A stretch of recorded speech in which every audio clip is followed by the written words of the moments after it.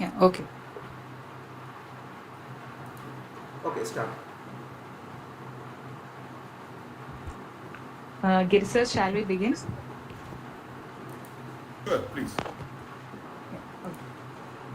As Steven Spielberg once said, the delicate balance of mentoring someone is not creating them in your own image, but giving them the opportunity to create themselves. Good morning, one and all. It's a new week, a new opportunity, a fresh start, and we all have gathered in this virtual platform on this vibrant Sunday morning for the launch of an initiative which is one of its kind. A mentoring group, Juris Trailblazers, committed to guide law students towards excellence through various opportunities and enhancement activities.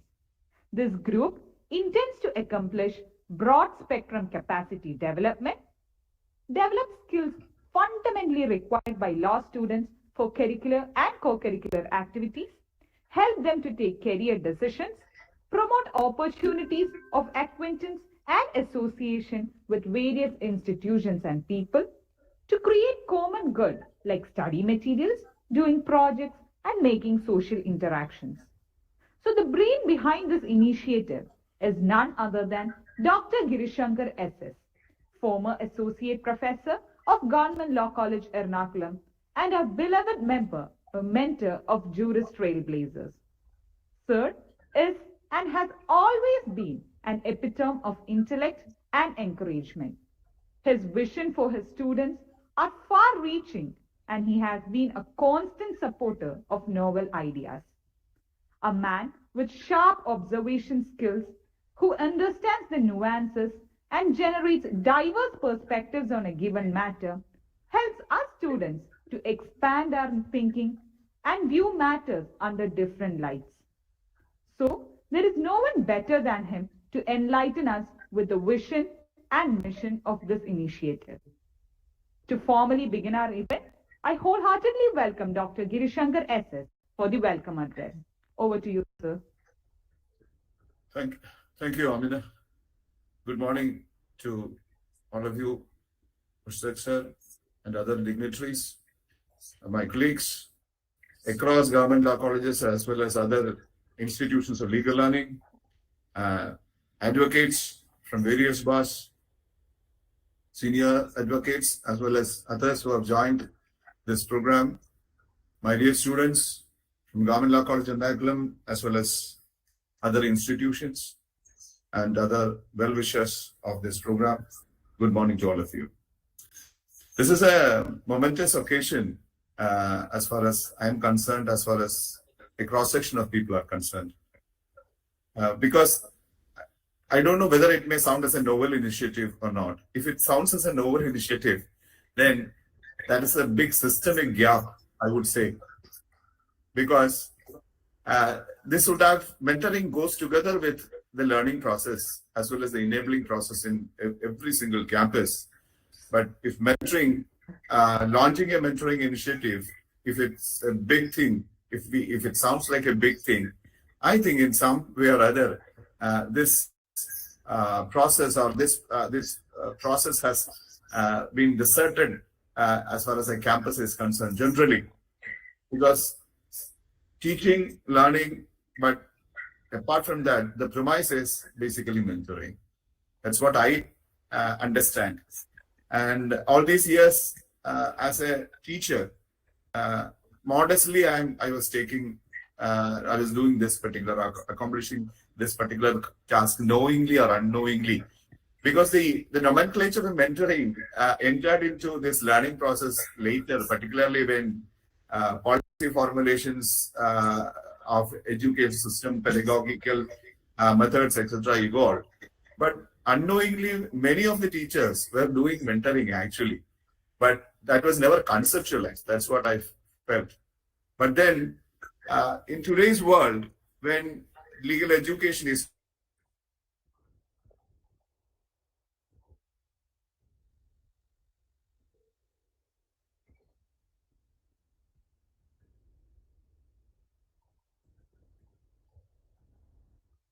Girishankar as a connectivity issue.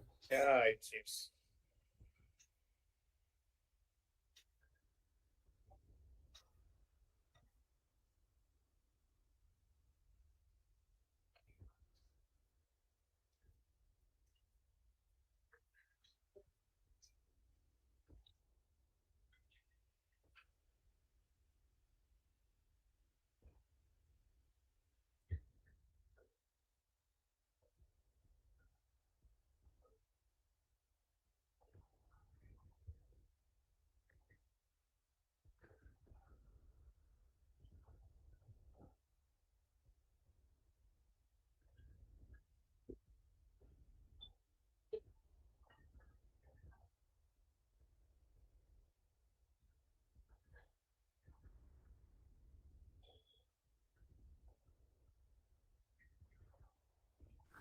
Sorry for the technical glitch. We'll contact Giri sir and get back soon.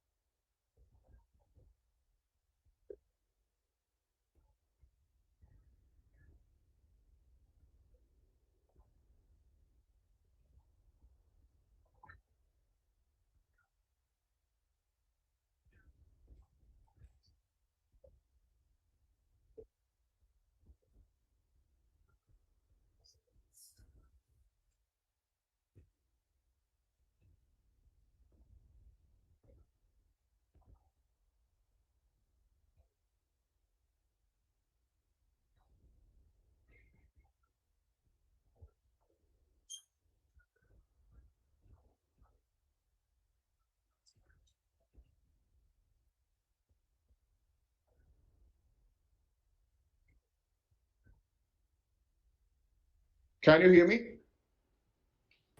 Yes, Yes. Girijan. Yes, sir. Okay. Okay.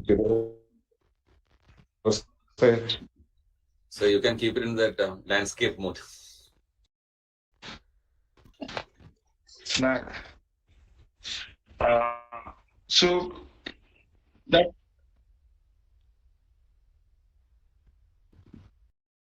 sure. It's actually in the landscape mode, I think.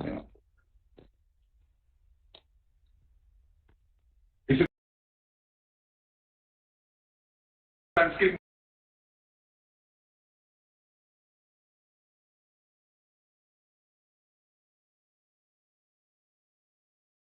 The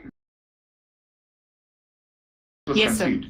I'll just say a few words and then pass over to my task of welcoming the dignitaries as well as all of you.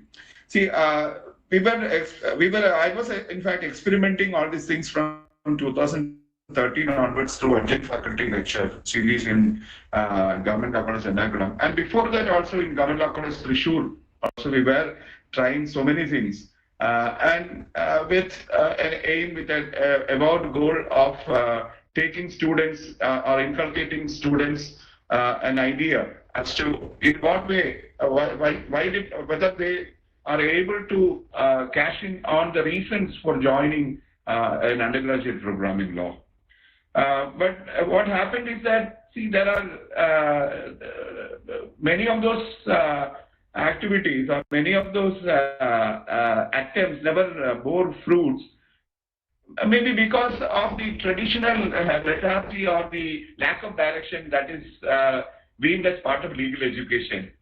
So anyway, we continued relentlessly. And when we come over to the scenario that is prevailing in Government Law College Ernakulam, what was in store there?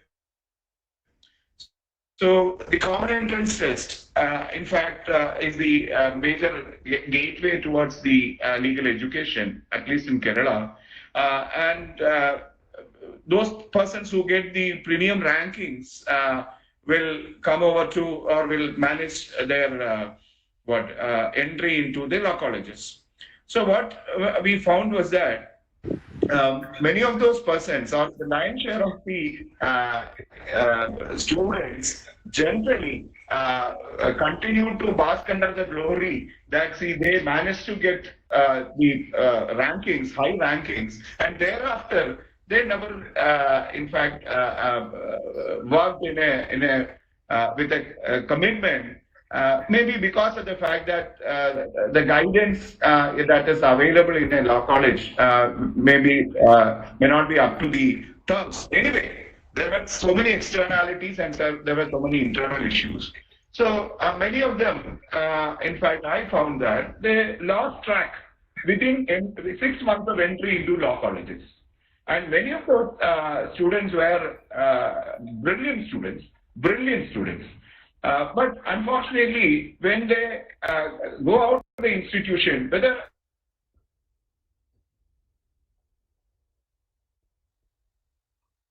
they have reached the optimal levels of their proficiency, that was a big question. So we started with adjunct faculty like police in 2013. We continued with several experiments. So many centers of excellence were constituted across law colleges.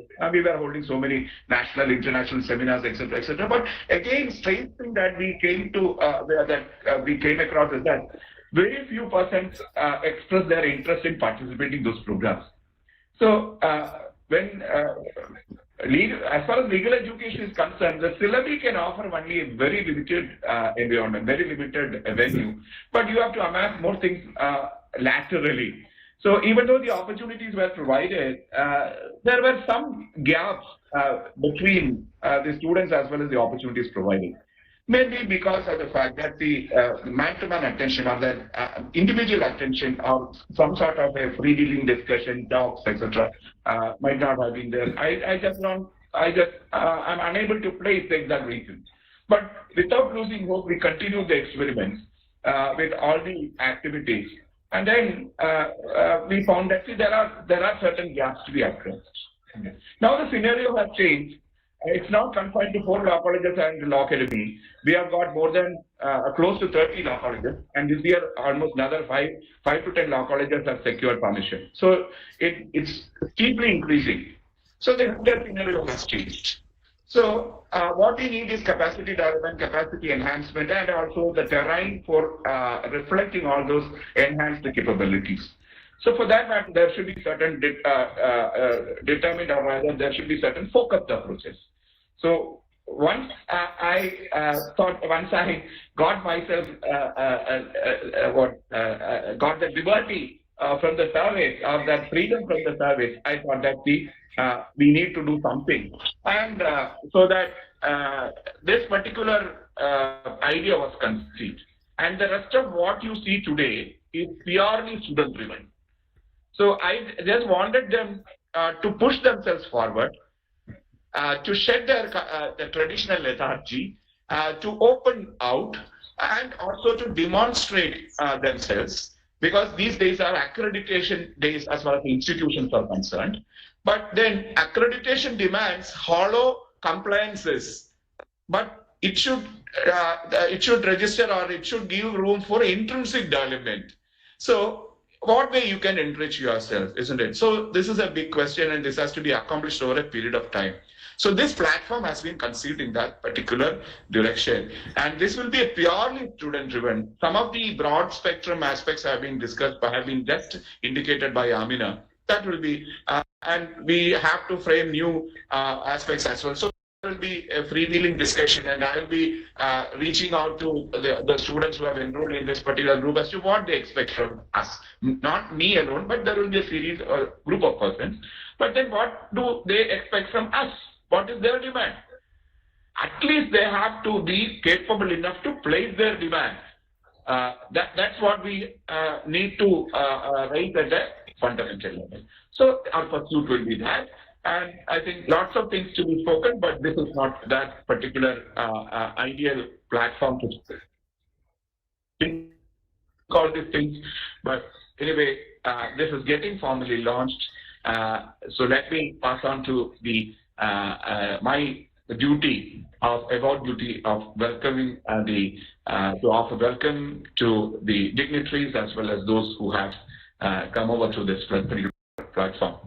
It's always a matter of happiness and contentment to see to have Honorable Justice Mustaque sir with us, because on quite a few occasions, I think I myself have been involved in lots of discussions with him at various points of time, and many of those discussions I learned a lot from him because of his sheer exposure, other than his job, or rather his solemn place as a judge, honorable judge of the Constitutional Court of the state, because he has got a wide exposure. He has traveled outside his jurisdiction and has acquired information and knowledge and so many other things, and has always got a progressive idea. I still remember the wonderful topic that he has dealt with, like argumentative philosophy. Even though I think he carried a little too many times, but still that was a very, very informing talk, and so many persons have again, in fact, commented that that was a wonderful talk.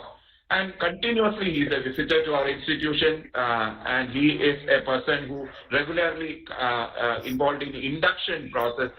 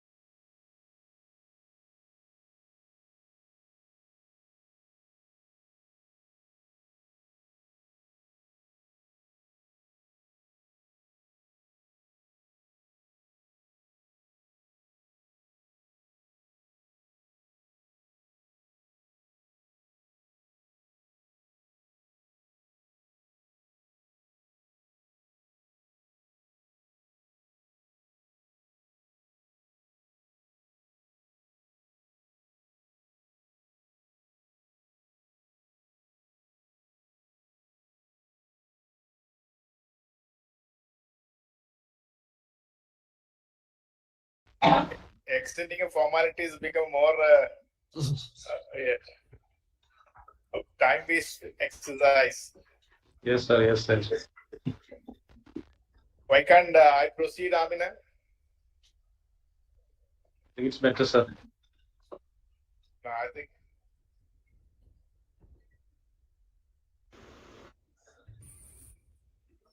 she was also left. No, sir, I am here. Please proceed. Go ahead and welcome to everybody and ask Mustaque sir. Amina, you can welcome the gathering and invite the next speaker, please. Okay, ma'am. So since it's being recorded, I guess I'll have to abide by a little bit of formality. So on behalf of Girijan sir, I welcome all of you to this event. So now we are moving on to the most crucial part of today's event. And it is our honor to have with us Honorable Justice A. Muhammad Mustaque sir, Judge, High Court of Kerala. Sir was appointed as an additional judge of the Kerala High Court on 23rd January 2014, and he was elevated to be a permanent judge from 10th March 2016. He also currently serves as the chairman of the E-Committee of High Court, which digitizes all records and helps the push towards a paperless functioning of courts. As an exceptional legal illuminary, Sir has delivered several remarkable judgments over his career. Family law matters have been one of his major area of expertise. His judgment, which strongly repudiated the practice of instant triple talaq, explicitly called for legislative reform to mitigate the sufferings of Muslim women.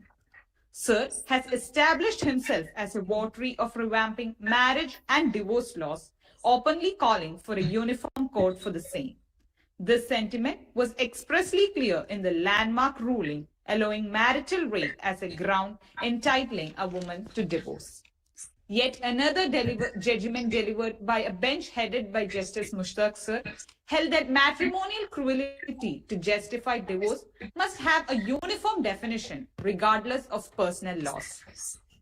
His observations regarding the lack of gender neutrality in the Indian penal provisions dealing with rape are noteworthy and had opened discussions and debates at various forums. With much pleasure, I invite Sir for the launch and inaugural address. Thank you, Amina. Thank you, Giri. I think Giri has become a now free bird after his retirement, and I can't believe he is there for the service. Not because of his retirement. If I had Am I the audible now?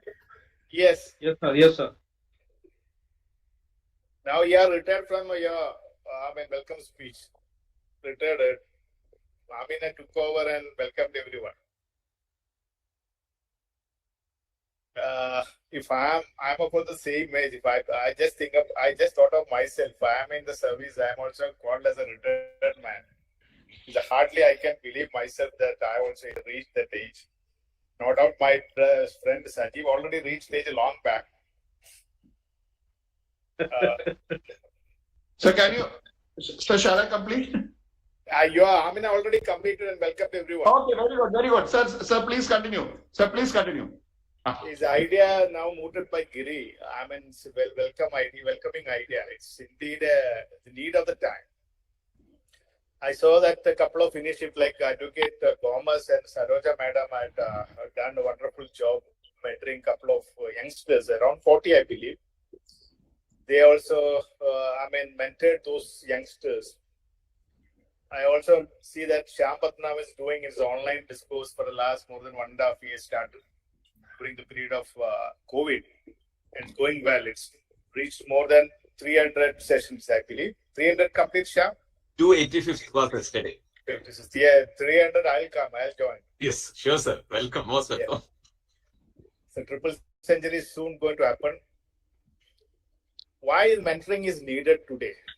That's what the real discussion. Need to be debated here. Deliberated here. So unlike in the past, where we have people of trained mind in the legal profession, especially in the litigation profession, where people could guide the youngsters, not necessarily by constant engagement or deliberations, but through following their footsteps, one can easily fall into their track. But today's legal profession is altogether have changed and it's heading to a different level. So when you are speaking about mentoring, you can't find, most difficult part is that finding a mentor. This is what difficult part of mentoring. The mentoring requires a mentors. Who are the mentors? We have a trodden path, or we entered into profession into a beaten path, and we simply follow the footsteps of our forefathers or the past generations. But today's profession, if you're calling as a litigation profession, it's only a minuscule part of a larger legal profession. And who are dictating our syllabus? The Bar Council members. That's the biggest tragedy we are facing in India.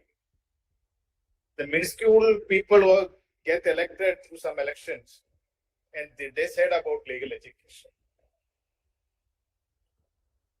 They are only litigation professions. Their domain knowledge is concerned only with the litigation profession, and they dictate syllabus. This is the biggest challenge we face in India. They don't have an idea what is happening beyond the litigation profession. Now, no college is having autonomy to decide upon their curriculum. If they don't follow the curriculum dictated by the Bar Council, necessarily they also will have to face some sort of penal actions and not being recognized their course. In that scenario, we have to think about mentoring. What is a mentoring all about? The simplest idea of mentoring is to convey that unblock the communication and engagement with the mentor and mentors. How are you going to achieve this? This is problematic in today's world. How do you understand the world around us? How are you going to respond to this world? That's simple answer when you're discussing on mentoring. What are the things which are shaping this world? What are the economic orders that on which economic order of the country or globe? What are the social orders of the country? What are the political order of this country or across the globe? So how do you mentor people in this world where we find the changes happening without any delay or in a frequent manner? How do you go to respond to this word? So in that process, only way for us to guide you, having constant engagement with you. That's what I said. We need to have a proper communication with you. The platform like this would bridge some sort of gap in creating an ideas to guide you. Not necessarily we are in a position to properly guide you, but the kind of engagement people like Girijan would like to have with you would result in kind of proper direction to follow in profession. If you just look at the legal profession, how it's developed in the past, from the period of British, the post-constitutional era, all centered around litigation profession. In the sense, hardly related to civil disputes, criminal matters, and post-constitutional era mostly centered around the constitutional domain. From 90 onwards, after the month of globalization, scenario has got underwent a sea change. And after penetration of the technology, it brought in a different level. So when you are looking in terms of mentoring, what we need to look at how this world is being shaped around. This is what mentoring is all about. You need to understand what are the changes taking place across the globe. If you don't understand the changes, and if you are not able to respond to it,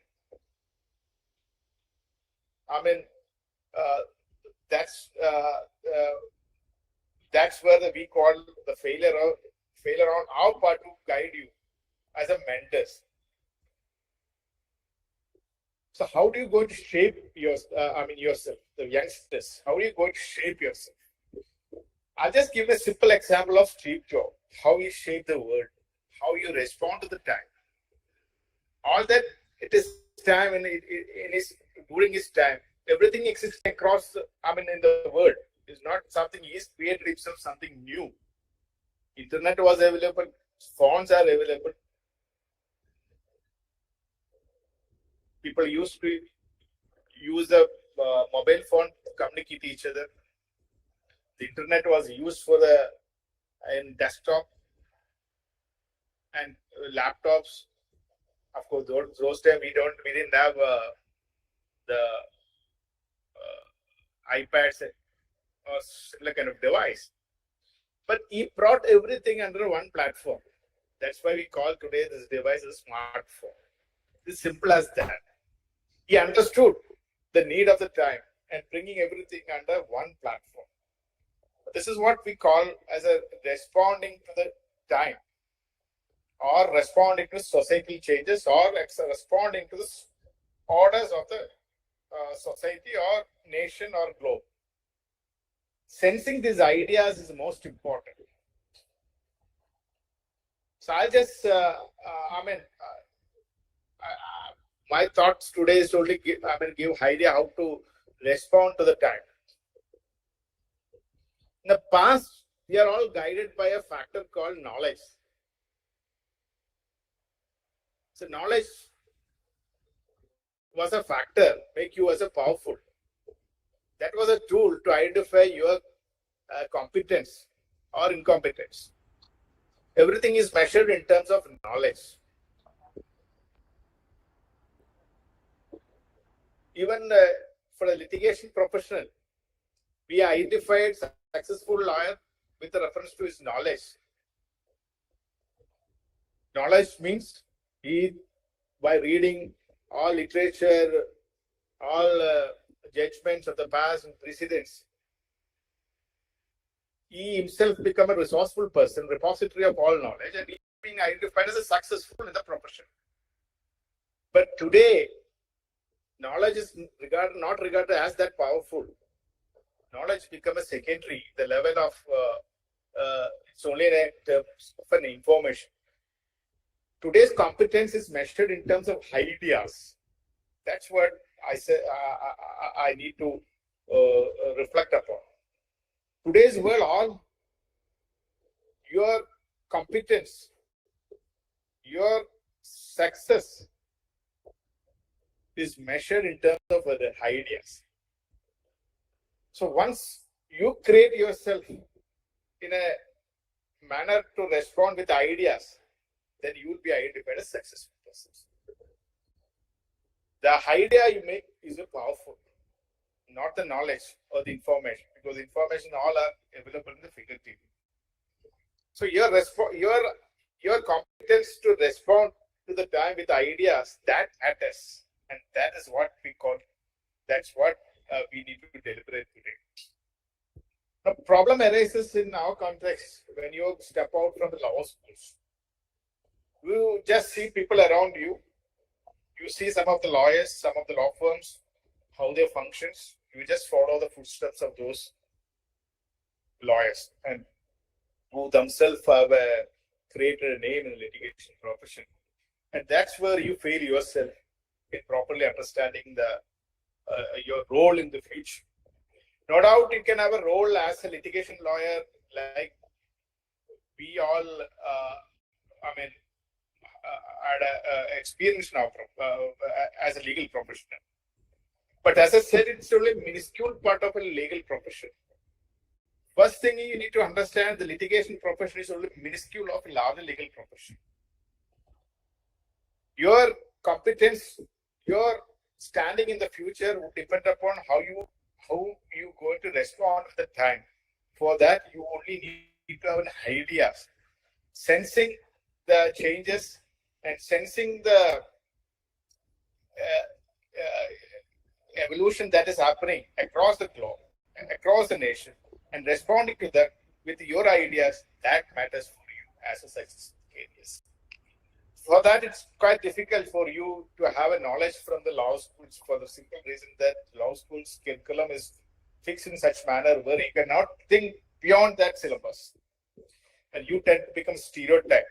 You walk down with knowledge of stereotypes. And you simply forced with the circumstances to follow the paths already laid by the professionals in the litigation professionals. So that from the law schools, the moment you step out, you need to think in a different way. Because once you join a professional, as a litigant profession, you may not have time to think differently. That time is also a factor. Time and space also become a factor in mentoring process. Once you join a legal profession, of course, you can also bring some changes in the legal profession, no doubt, in what way we bring practice. Especially in today's world, the technology and has become a big challenge, and legal professionals, particularly litigant professionals, are not able to tackle many of the issues arising out of use of technology. There are issues of IPR, there are issues of evidence, there are issues of related to transactions, there are issues of privacies, there are issues many for which in a weak generation, our generation could not conceive it. But beyond that, there is a scope for you. For that, you need to understand the changes and pulses of the world order and responding to the new ideas. For that, you need to travel a little more. Without traveling more, you cannot. So you have to think out of box. You need to look at other professions, how they responded. Look at the tradesmen, the doctors, scientists, the technocrats, how they responded to the time, and how, what extent you can embrace those ideas to a legal profession. That matters for you. And there is immense scope for a legal profession. No profession would reward like in the legal profession. Because technology has not been properly utilized in by legal profession.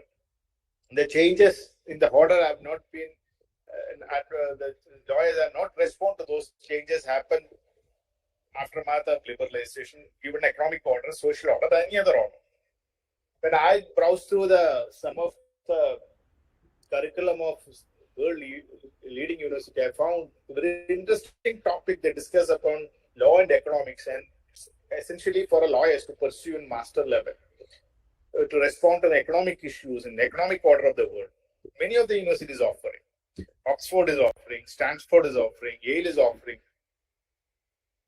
The economic policy will depend upon the legal regime. Can we respond to that order in our country? Because hardly we studied economics now in our curriculum. I think in 5 years course they offer it.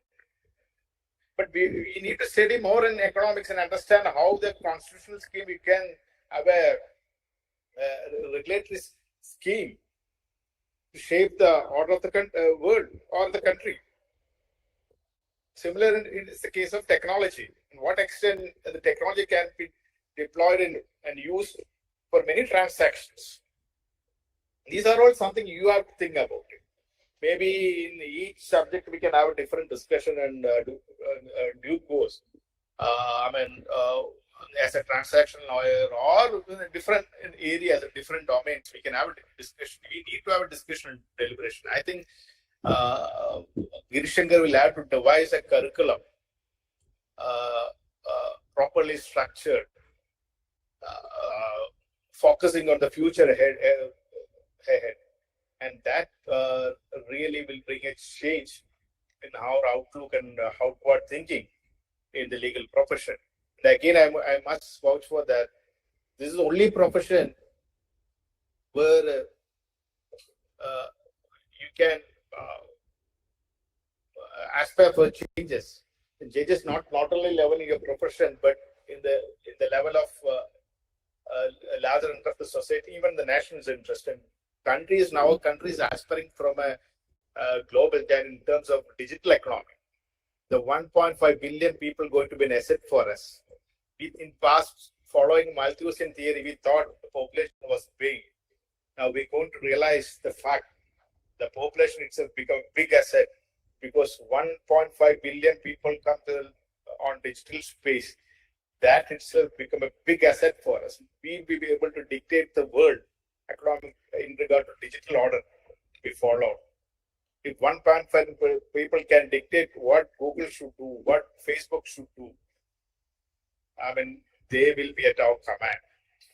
We all know how the Google, Facebook makes money.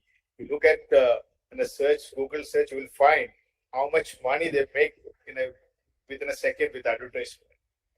It's only because of there are users, and we are going to be the biggest users of the online space. So the world is going to be shaped in a different dimension, and for that, what we require is deliberations and forward-thinking people in terms of future and understanding the nuances of the future and responding to the time. Thank you, Wonderful. I wish everyone all the best. Thank you, sir, for your words of wisdom. Indeed, new ages require new ideas. Now, moving on to felicitations. On behalf of Juris Trailblazers, I would like to welcome Dr. A.S. Saroja. The madam started her career as a teacher at GLC Calicut in 1989, and later she came to GLC Ernakulam till 2009, when she was promoted as principal at Government Law College Thrissur. Ma'am later came back to GLC Ernakulam as principal to 2014, and later continued at Ernakulam till her retirement in 2015.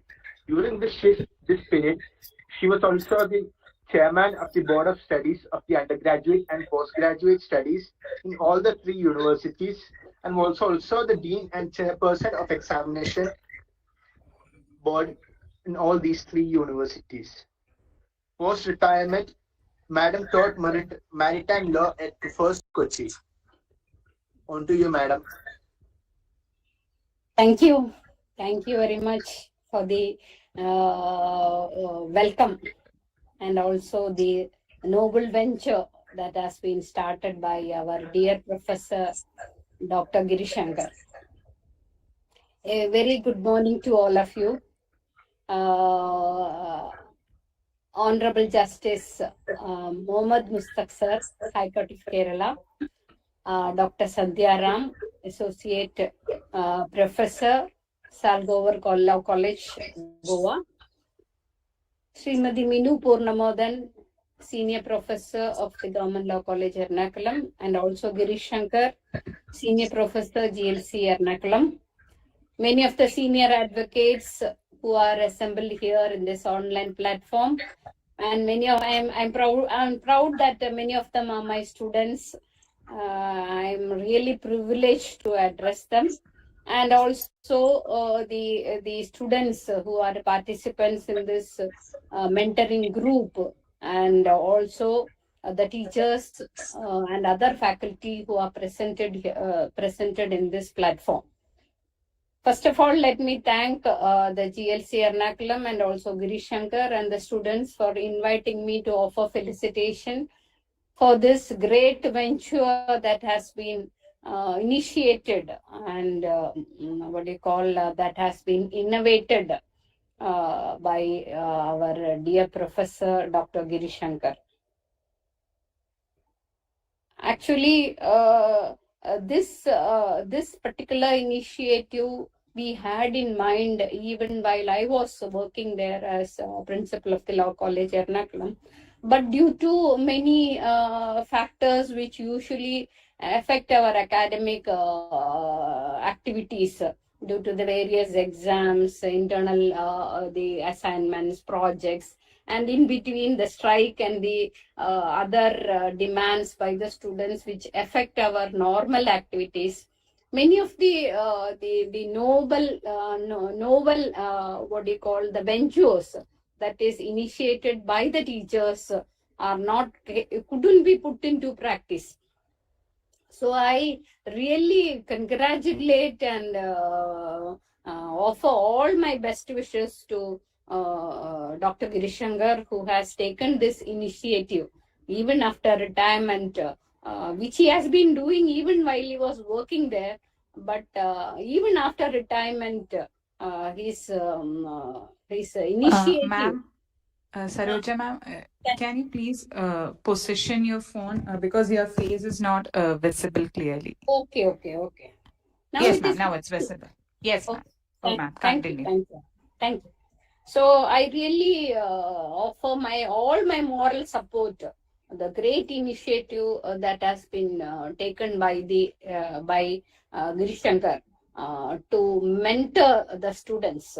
See, here the title of the program itself is learning through participation. The model that has been that is going to be emulated, the model that is Salgaocar Law College. Dr. Sandhya Ram will highlight you on this topic, how this can be done. But this legal aid clinics, if it is properly handled, it can be a good platform for the students to carry forward whatever they learn through this clinic. But in many cases, because of other academic activities as well as the projects that is in the college, we are not able to take the students forward through these legal aid clinics. So that is, I don't consider it as an excuse why the students. But as rightly said by Dr. Giri Shankar, he has elaborately pointed out the loopholes in the current legal education system, and also the reason why the students require mentoring.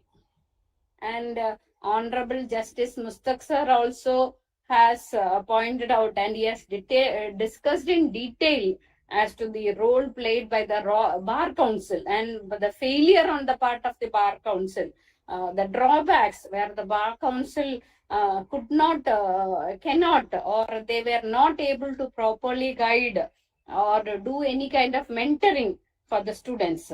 And as said, the traditional practice where the seniors took the juniors under their wing.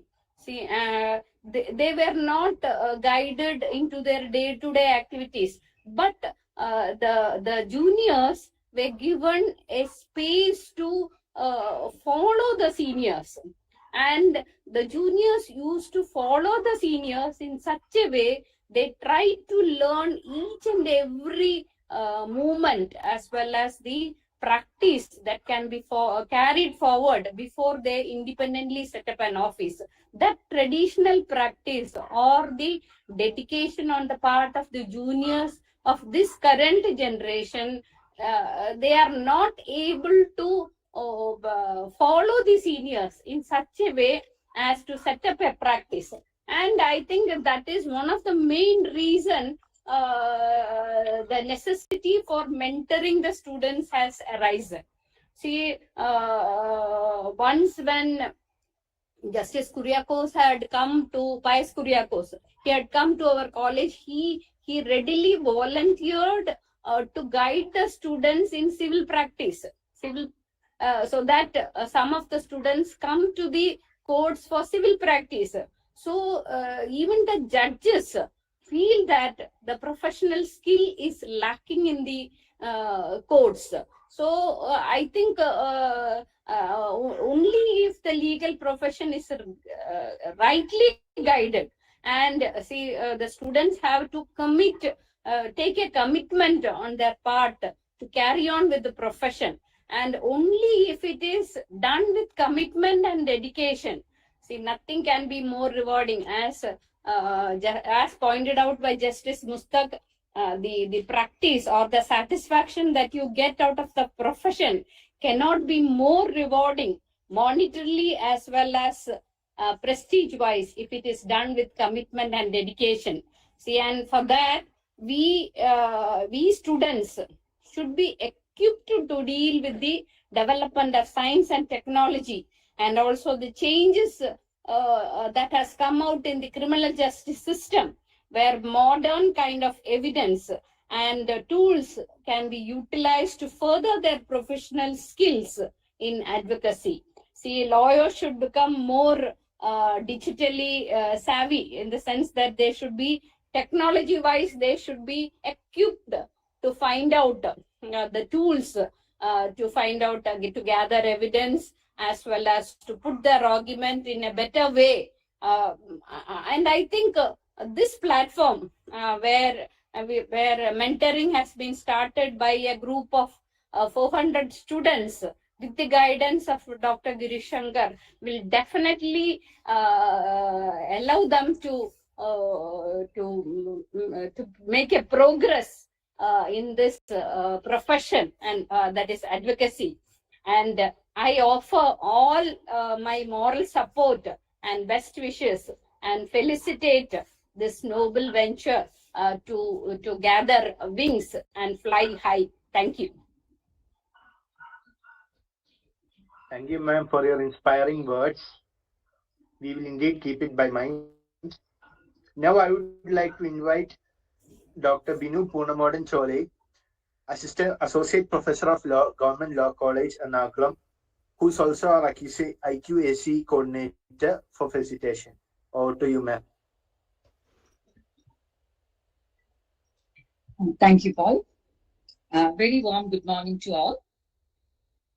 Honorable Justice Mustaque, our former principal Saroja ma'am, the key speaker for today, Dr. Sandhya Ram.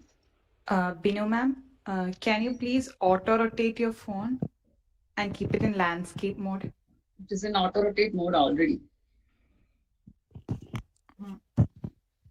Okay. So let me continue. Key speaker for today, Dr. Sandhya Ram, Dr. Girijan, and the senior lawyers have joined today, colleagues from other institutions, students from other institutions, and my dear friends. First of all, let me wish the very best to the new initiative which has just been launched and inaugurated by our Honorable Justice of Kerala High Court, Justice Mustaque. Very thankful to him to spare his time to join us on a Sunday morning and share his thoughts on the subject.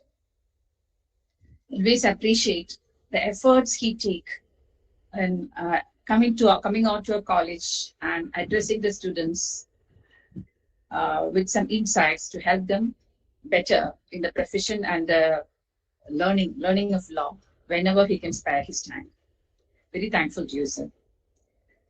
Mentoring students usually focuses on the overall well-being and guidance, which needs to be imparted in ensuring the students that they are getting the proper support in pursuing their legal education as well as a legal career. Now, mentoring as a part of the curriculum has been imparted in all the colleges nowadays, but that is looking into the overall development and guidance of the students. But particularly when it comes to legal mentoring, I think the more focus is on the law students acquiring skills and necessary knowledge in equipping themselves to have a better understanding of the legal world and how to enable themselves to better equipped to face the challenges they will be facing tomorrow when they enter the profession. As Justice Mustaque has said, there are a lot of opportunities apart from litigation which are now available to the law students. And it is the need of the hour that the students know of the opportunities which they do have and how they should sharpen their skills, sharpen their knowledge, particularly in the developing fields of today, so that they are properly trained to face the future.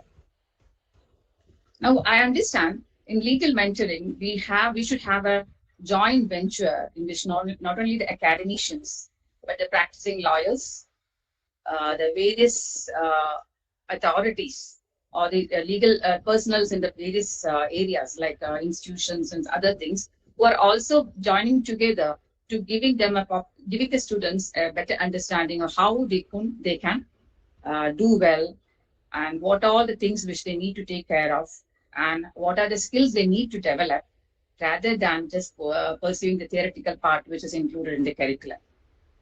You know that the legal curriculum is currently being framed by the Bar Council of India, and the legal institutions imparting the legal education have not been given much of the freedom from the Bar Council. Apart from the national law schools in which the Bar Council doesn't insist upon following their curriculum to the finer points, all other institutions are stuck with what the Bar Council insists on finishing with the semester, how many credits it have, and all such details which they insist upon all legal institutions. So we need to comply with all these requirements if the college is to have better affiliation, and if the students can enroll in the Bar Council of India and get the enrollment.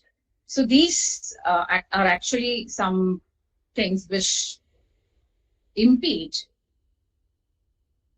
in our thinking in developing a curriculum in which we think that these things need to be imparted into it. The curriculum need to be reformed and modified and all those things.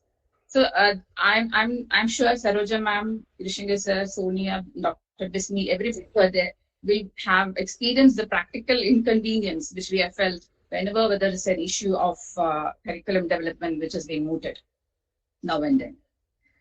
Now, apart from all these things, we can always be offer the help and the guidance we can to the students, so that while they enter the legal profession, they will know what are the ground realities they need to face and how they should be able to withstand the pressure of the profession, how to go ahead and face each and every situation they face in the career.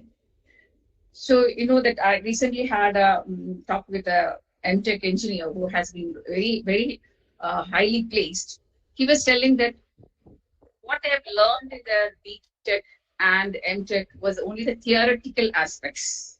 But they have not been, even though they have taught the labs and other things, they are not knowing the practical difficulties, practical issues which will come up when they go to the industry. And he was saying that he had a classmate had done his technical education at the +2 level rather than the normal +2 theory which we have in the other institutions. He said he had a +2 from the technical institution, and when he took up the BTech degree, he was having more of the practical inputs, and he already knows the practical thing, and later he was learning the theory. Whereas the students in the engineering college, in the BTech and MTech, are learning the theory and not really the practical things which they need to face when they enter into the industrial world. So this is what happens in the field of law students also. They are learning the theory, they are learning the different case laws, exploring the different seminars, writing papers, participating in all those things, all at the academical or theoretical level. And even though we do have the internships, which they all do with regard to industries, places where the law in action is being enforced, and to the lawyers, still we find there's a gap in this what we need them to acquire from the field and what they already have acquired from the field. So this gap is where we have this mentoring should come in, legal mentorship would come in, and it can only work well if there is a proper cooperation from the different avenues of legal professions, different lawyers, then law officers, then Consumer Competition Commission, IPR Institute, and all those things. You find they all should join together to give them some practical guidance and input. Only then this legal mentorship will achieve its full extent or aim, what it has been envisaged under this program.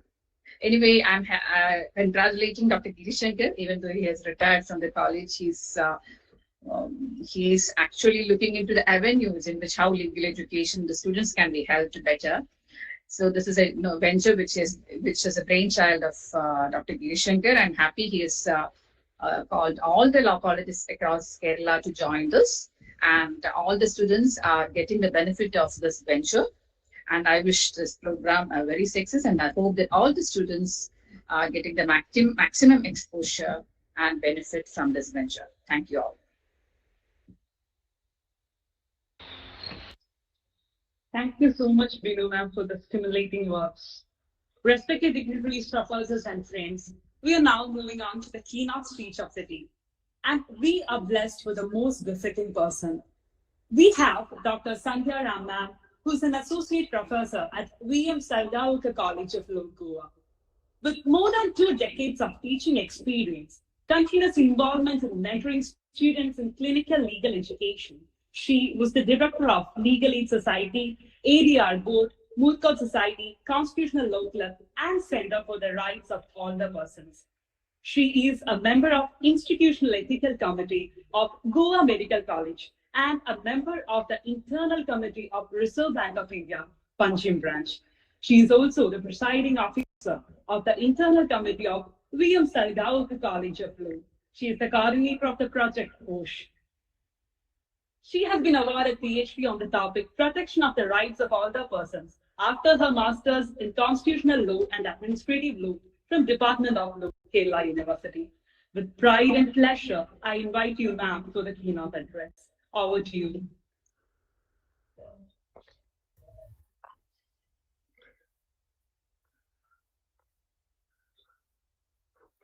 Thank you, Devadath, for that generous introduction. Greetings to all the dignitaries here, Honorable Justice Mustaque, my teachers Girijan sir and Bismi ma'am, my colleague Sonia, and all the other dignitaries, dear students.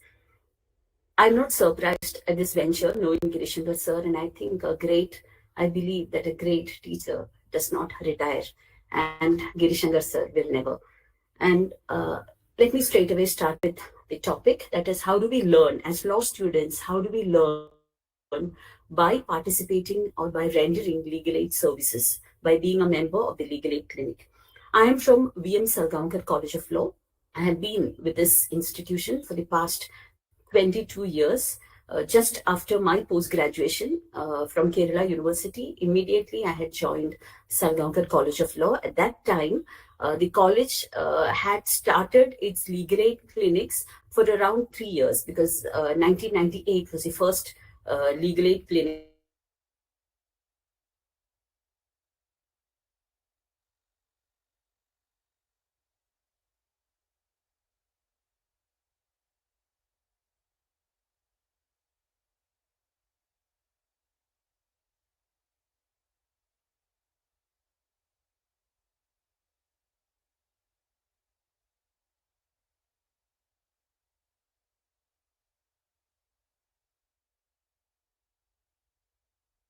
Am I audible here?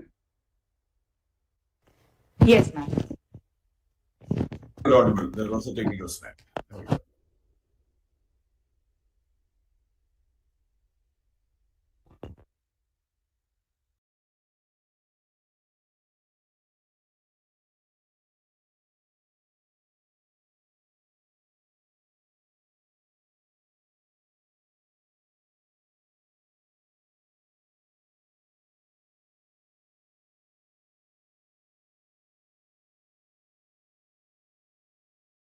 I will share with you the essential things that one should know while starting a legal aid center, and also. Ma'am, can you switch to front camera?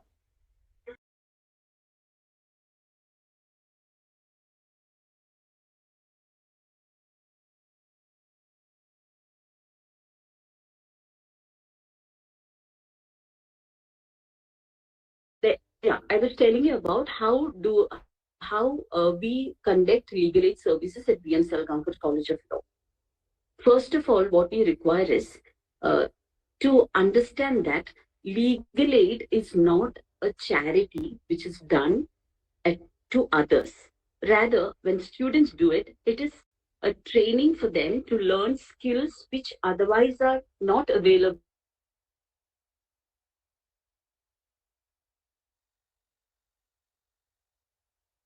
Classroom situation and which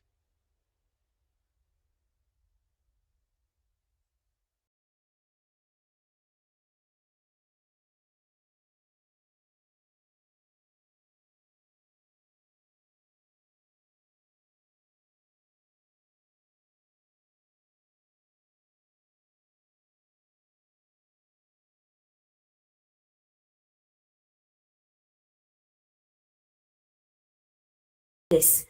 So legal aid is not a charity, rather it's the learning. It's one of the best learning methods that one could adopt while being a law student. And coming to the conceptual basis for a few seconds, because anything that we do, we should have firm conceptual background and we should build upon it. So the basis of legal aid is, of course, one is the constitutional philosophy of access to justice, social, economic and political, and also rule of law, that we are well aware of it. Secondly, being in the profession, advocates are bound by the Bar Council of India rules, which also in Section 6 provides as an obligation for the lawyers to take up free legal aid services. But then why should students of law do it? Again, Bar Council rules regarding legal education makes it mandatory for all the law schools, law colleges to have legal aid centers and to incorporate legal aid into their curriculum. So it's also again a mandate that we need to take up. But how do we do it meaningfully, effectively, and from heart, knowing what we are doing and doing it continuously for a certain period of time so that we benefit and there is a continuity with the work which passes from one group of students to the other group of students. How this is institutionalized at BM Salgaocar College of Law, that is what I'll just give you the framework. Thereafter, I'm open to questions and we can interact. We need to have legal aid clinic, not just inside our institution, not just inside our campus. It's perfectly all right, even if we do not have a legal aid clinic within our premises, because within our premises would mean that people would have to come to our institution. We must go to the community. So to make this possible, we must have free legal aid clinics run by students at different places in the panchayats or in the municipalities, in the schools, any place where people and public can frequent. And it should not be just that we would be here and there at any point of time. We must have a structure and we must function within the time period, and people should know that we are functioning here. So for this, we need to establish several legal aid clinics throughout the community. So how do we do that? At BM Salgaocar College of Law, there was a time when we had more than 40 legal aid cells. Now presently we have around 25 free legal aid cells. Now why this 40 came to 25 is because after doing this for more than 25 years, it takes different forms and several other clinics, law clinics also were started. That is why the number of legal aid clinics came down.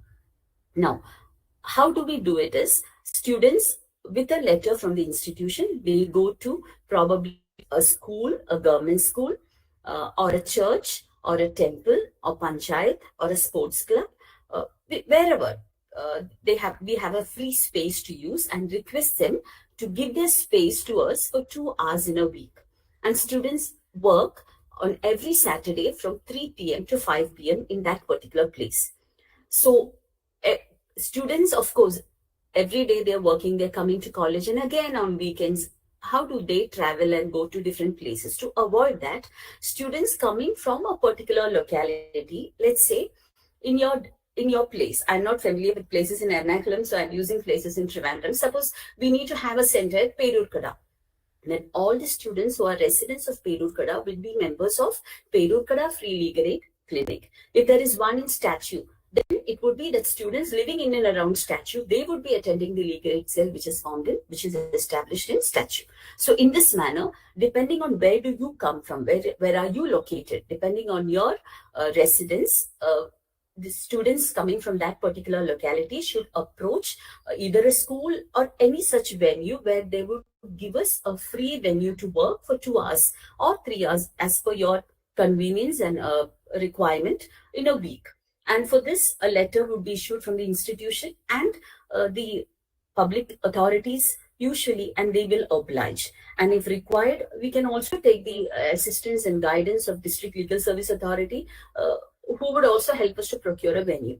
So once a venue is fixed, then the next step is about students visiting that place regularly during that 2 hours or whatever is the time which is fixed and the day that is fixed as per the convenience of the students. So here, it is not that interested students join. That's not how we have it at PMSCL. Instead, it is mandatory for all the students to do legal aid work for minimum 100 hours during their tenure. And this 100 hours is not just any time they want. They join, if it is a 5-year course student, they join in their 3rd year and they do legal aid for 3rd year and 4th year, maybe even part of 5th year. Finally, they are excused from their membership because they would be involved in other activities as well. If it is a 3-year course student, they join in 2nd year and they do legal aid in 2nd year and 3rd year. So this is compulsory membership. Everybody has to do legal aid so that we meet the requirement put forth by Bar Council of India as well. So this requires a certain structure. The structure is, the principal is at the head of the Legal Aid Society, and the Legal Aid Society has got a director, a faculty who would be acting as a director for a period of 2 years, and then it goes to another faculty. So most of us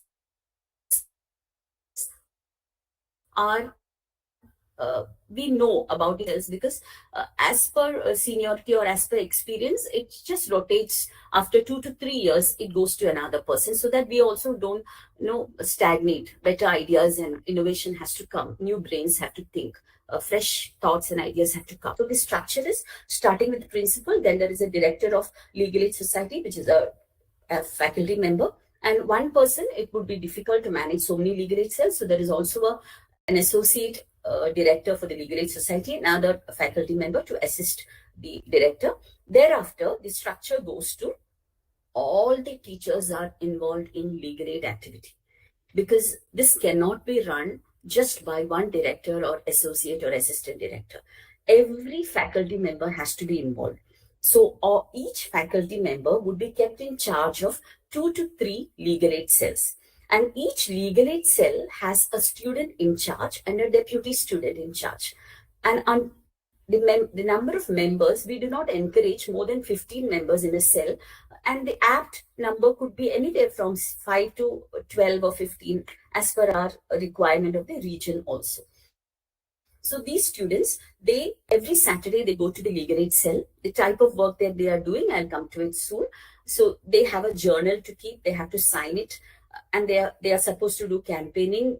Sometimes clients come and meet them, and they will discuss about what legal literacy programs or other work that they can do. This time is to be spent for legal aid activity. Need not be all the time on the field. It also includes research planning for survey, conducting survey, preparing the report it could be a multitude of things which can happen during this 2 hours time.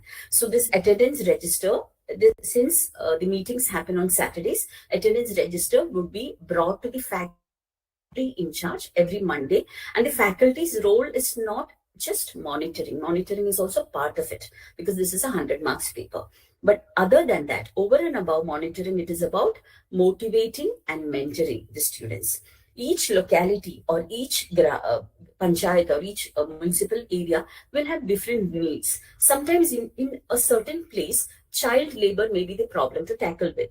In another region, maybe it's a garbage issue that is. So there would be different issues in different areas, so that knowing the region, understanding the requirement of the people, different programs are being conducted. And we insist that every legal aid cell will have to take up one major legal literacy program in a year. We call it as major legal literacy program because this is a legal literacy program where resource persons, experts from the field, they are invited and they conduct programs of legal literacy nature to the general public or to targeted audience. So how do we get the audience there? How do we know that? How do we let people know that such a legal aid cell is functioning? Now, of course, it's well known. People are aware because so many years have passed by. But it wasn't easy for our students initially. They do house to house, door to door campaigning. They visit. They are encouraged, and we tell them to attend their Gram Sabha strictly, so that when they are attending their Gram Sabha, that is a good venue for them to tell about their legal aid cell. In the churches, we request the father to announce that there is such a legal aid cell. In the schools or in the panchayat, notices may be kept saying that if you require any legal services, you can consult. It's free of charge, and students are running it. There are different ways in which the fact that such a cell is functioning need to be informed to the general public. And street play is one very effective way in which not only that they know that there are legal aid cells, but also about different themes which can be taken up. Say, for example, domestic violence. Based on domestic violence, a script is made in local language. Faculty go through the script so that it's scrutinized and verified, so that mistakes are avoided. And then street plays are one street play when they have prepared, they can repeat it in any number of places because the audience would be different. Students, so this is about the major program, legal literacy programs that they are doing. But legal aid is not just about legal literacy. For legal aid, all 7 are taken care of at VMSCL. Legal literacy is through major program and also through minor programs. We call it minor programs for our convenience, for our working convenience, where every student has to personally, individually take up 4 literacy programs where they themselves will have to speak and spread legal literacy. So how do they get to do it? They would take the permission from schools, colleges, maybe Mahila Mandal, self-help groups, street vegetable vendors, wherever it is. And appropriate to that audience, they would select a topic. Again, the content would be verified by the faculty in charge. So in this manner, every year, a single student would take up 4 legal literacy programs, and altogether the cell would conduct 1 major legal literacy program. But this is a minimum that we require out of them. What actually happens is much more. We encourage them to take up the 3rd component, that is legal literacy is there, and second component, legal advice also comes in. When they are doing door-to-door campaigning and otherwise spreading the fact that we are functioning as a legal aid cell, people would come in. It is not that everyday clients would come in, but we have received a number of clients in the past. Some cells receive more because that is a village area. Some cells in the municipality may not get that many clients. It varies. But we get phone calls to college sometimes asking we heard about legal aid cell. Then we pass the information to the nearest legal aid cell. The caller's locality is asked, and then the nearest cell to that person would be identified and connected, so that their work is done. So when it comes to legal advice, students may have limitations in giving legal advice. If it is something which they are able to do, they themselves can do it. Otherwise, they can get back to their faculty members. If required, can consult lawyers, our own alumni, and reach back to the person who inquired about it. If required, can connect to District Legal Service Authority for free legal aid services. That is also part of it. The third component, so the first component was legal literacy that I was discussing. Secondly, legal advice. Third is about legal representation. We know that students cannot represent as a lawyer in all the forums, but there are forums where they can do it, like consumer clinics or consumer courts forums. So that we also have a specialized consumer clinic where students, they counsel, they interview the clients, and there are a number of cases that were taken up by the students successfully. Orders were passed by the consumer forum. So in this manner, wherever students are able to represent, they could take up such matters, and they could focus more and spread word that we can take up consumer cases or such matters. Fourthly, the fourth component of legal aid is paralegal services. Legal aid is not just about taking up a matter in the court of law. There are so many welfare measures of the government, so many amenities that are obligations on the side of public authorities, and there are people who are the beneficiaries. Often there is a gap between these schemes and the beneficiaries. So students should bridge the gap between this and make it available. Like a person wants a senior citizen's card to be made. Students will file the application on behalf of the person and finally get it done. There are schemes like old age pension scheme in Goa, we call it DSS scheme. There are Krishi cards which had to be made. So students were involved in doing that. When people come to know that there is a group of students here and if we require things like this, we can go there. By word of mouth, it spreads, and all this, how does a student benefit out of it? It's not that they're doing charity. They learn to go to an office. They learn the procedure, how to do it. They learn to communicate. They learn to interview the client and understand what the client needs. In fact, they come to be known as lawyers even before they graduate. Even as a law student, they will be identified in their locality as a lawyer. So paralegal services enable and make a student very efficient. Fifthly, public interest litigations can be filed by the student community wherever need be. It is not that whenever there is a matter, immediately the first thing is PIL. No, we have to go step by step, approach the authorities who are supposed to do that and who are not doing it. And after all the windows are closed, the last resort must be to file public interest litigation.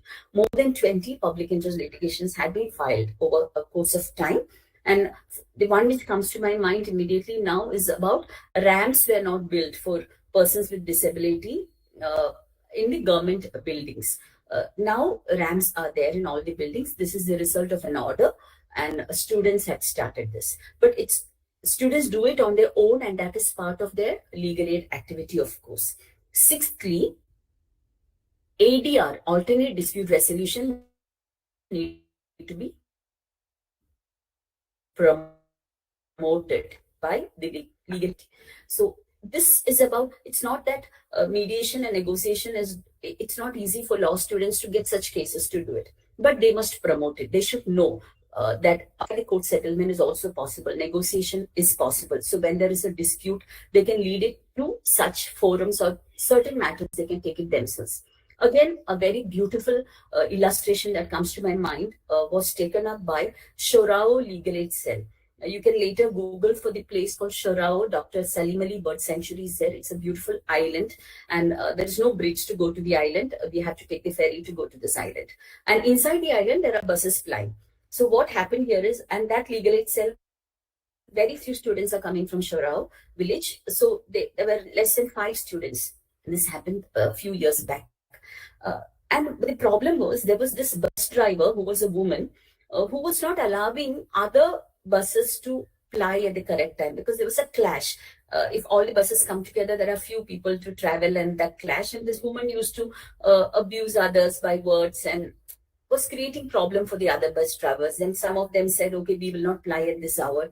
And then people were suffering because they wanted more services. This issue was going on. Students, in fact, went and spoke to all the persons concerned, the different private bus drivers, spoke to this woman and came to know that she herself was facing some domestic violence issues at home. So they approached her husband. There was a talk, sort of a mediation talk which students had taken up. Finally, she agreed to ply more than twice a day and fix the timing with the other bus drivers so that everybody could ply. The matter was settled. Students did all this, and in fact, they did not even realize the magnanimity of what they had done. by chance, I came to know about this because I was in charge of Shorao Legal Aid Cell at that point of time. So when they were reporting something, they mentioned, and my interest was like I took interest in that to understand out of curiosity. And while asking many questions, this story was revealed to me. Later, we documented it as one of our best practices. There are several best practices. Later on, when we communicate, I could share more with you.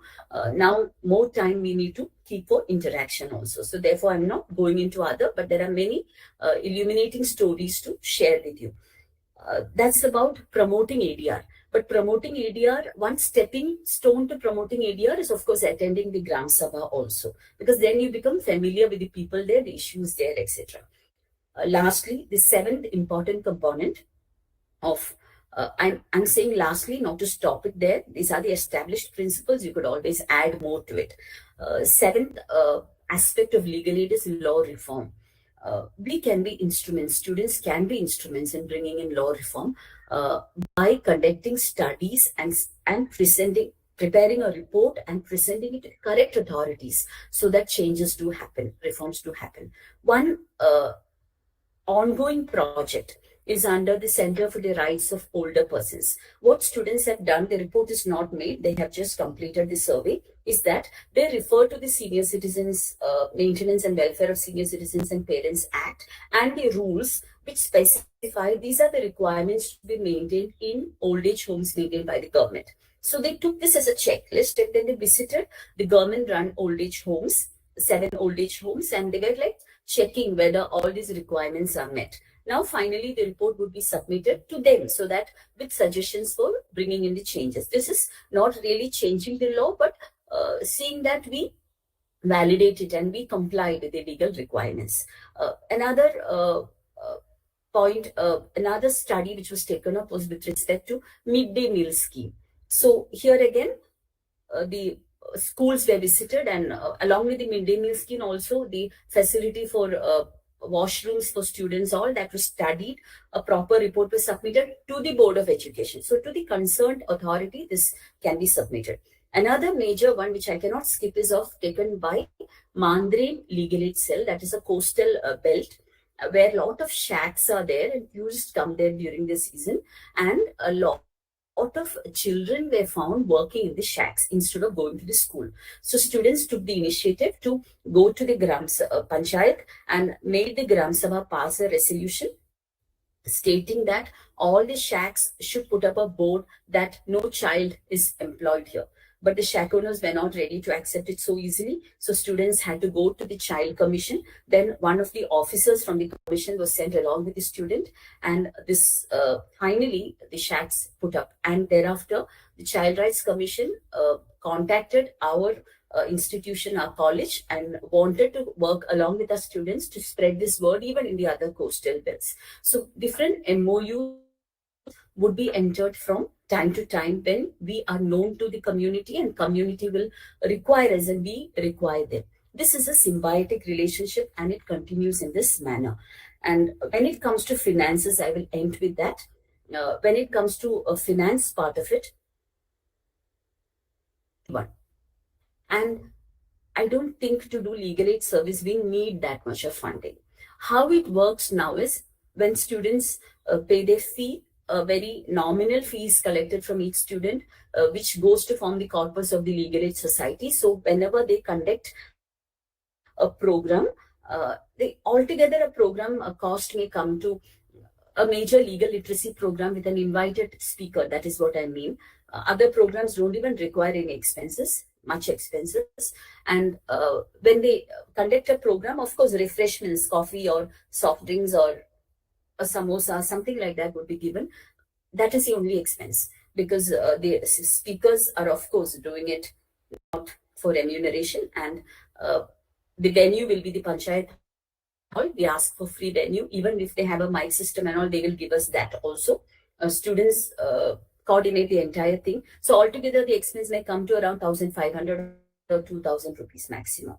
So this is taken out of the legal aid society because it's coming from the students' contribution towards legal aid society at the time of taking admission. So much of expenses is not incurred and we are not funded by anyone for these. And we don't require too much of money to run legal aid services is the most important thing to keep in mind. But what is required is dedicated faculty members, institutional concept and legal aid brings a bonding between everyone because all are members of legal aid cell. And students to start the legal aid cell, before that, an orientation has to be given to the students so we know what we are doing. And it is not unilaterally that we decide, faculty members decide and it is put on the students. The topics will be decided based on consultation. At every stage, there will be consultation between the faculty in charge and the students in charge.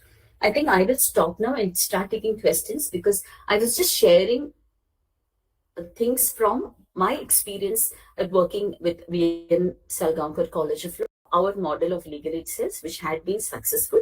In each locality, in each state, the needs may vary. We need to adapt to it. So I'm open to questions. Please interact so that we learn together.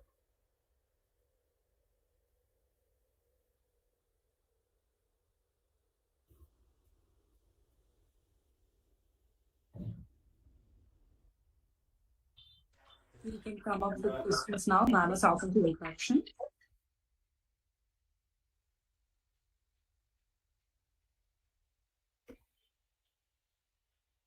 You can either unmute yourselves or post the questions in the chat box.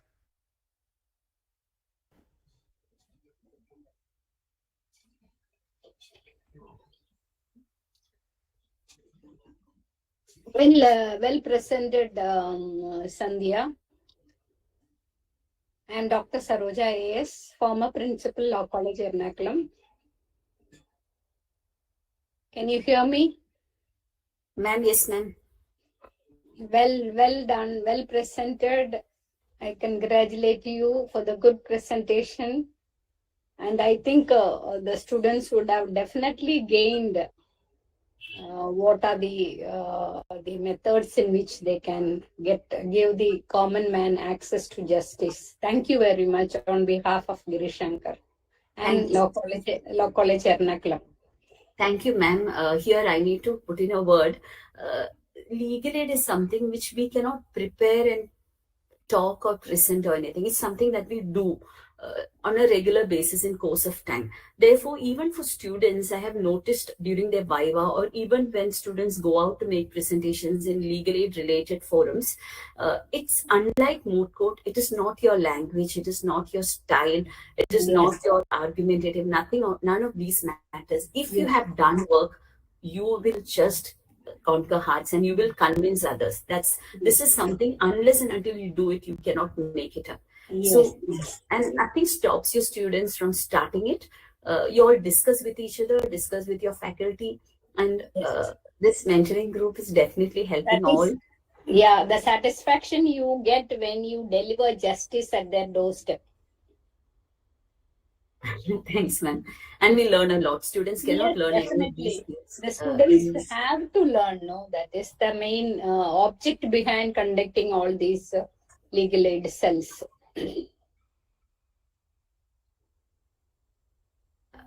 If there are no questions, I can continue giving you other inputs.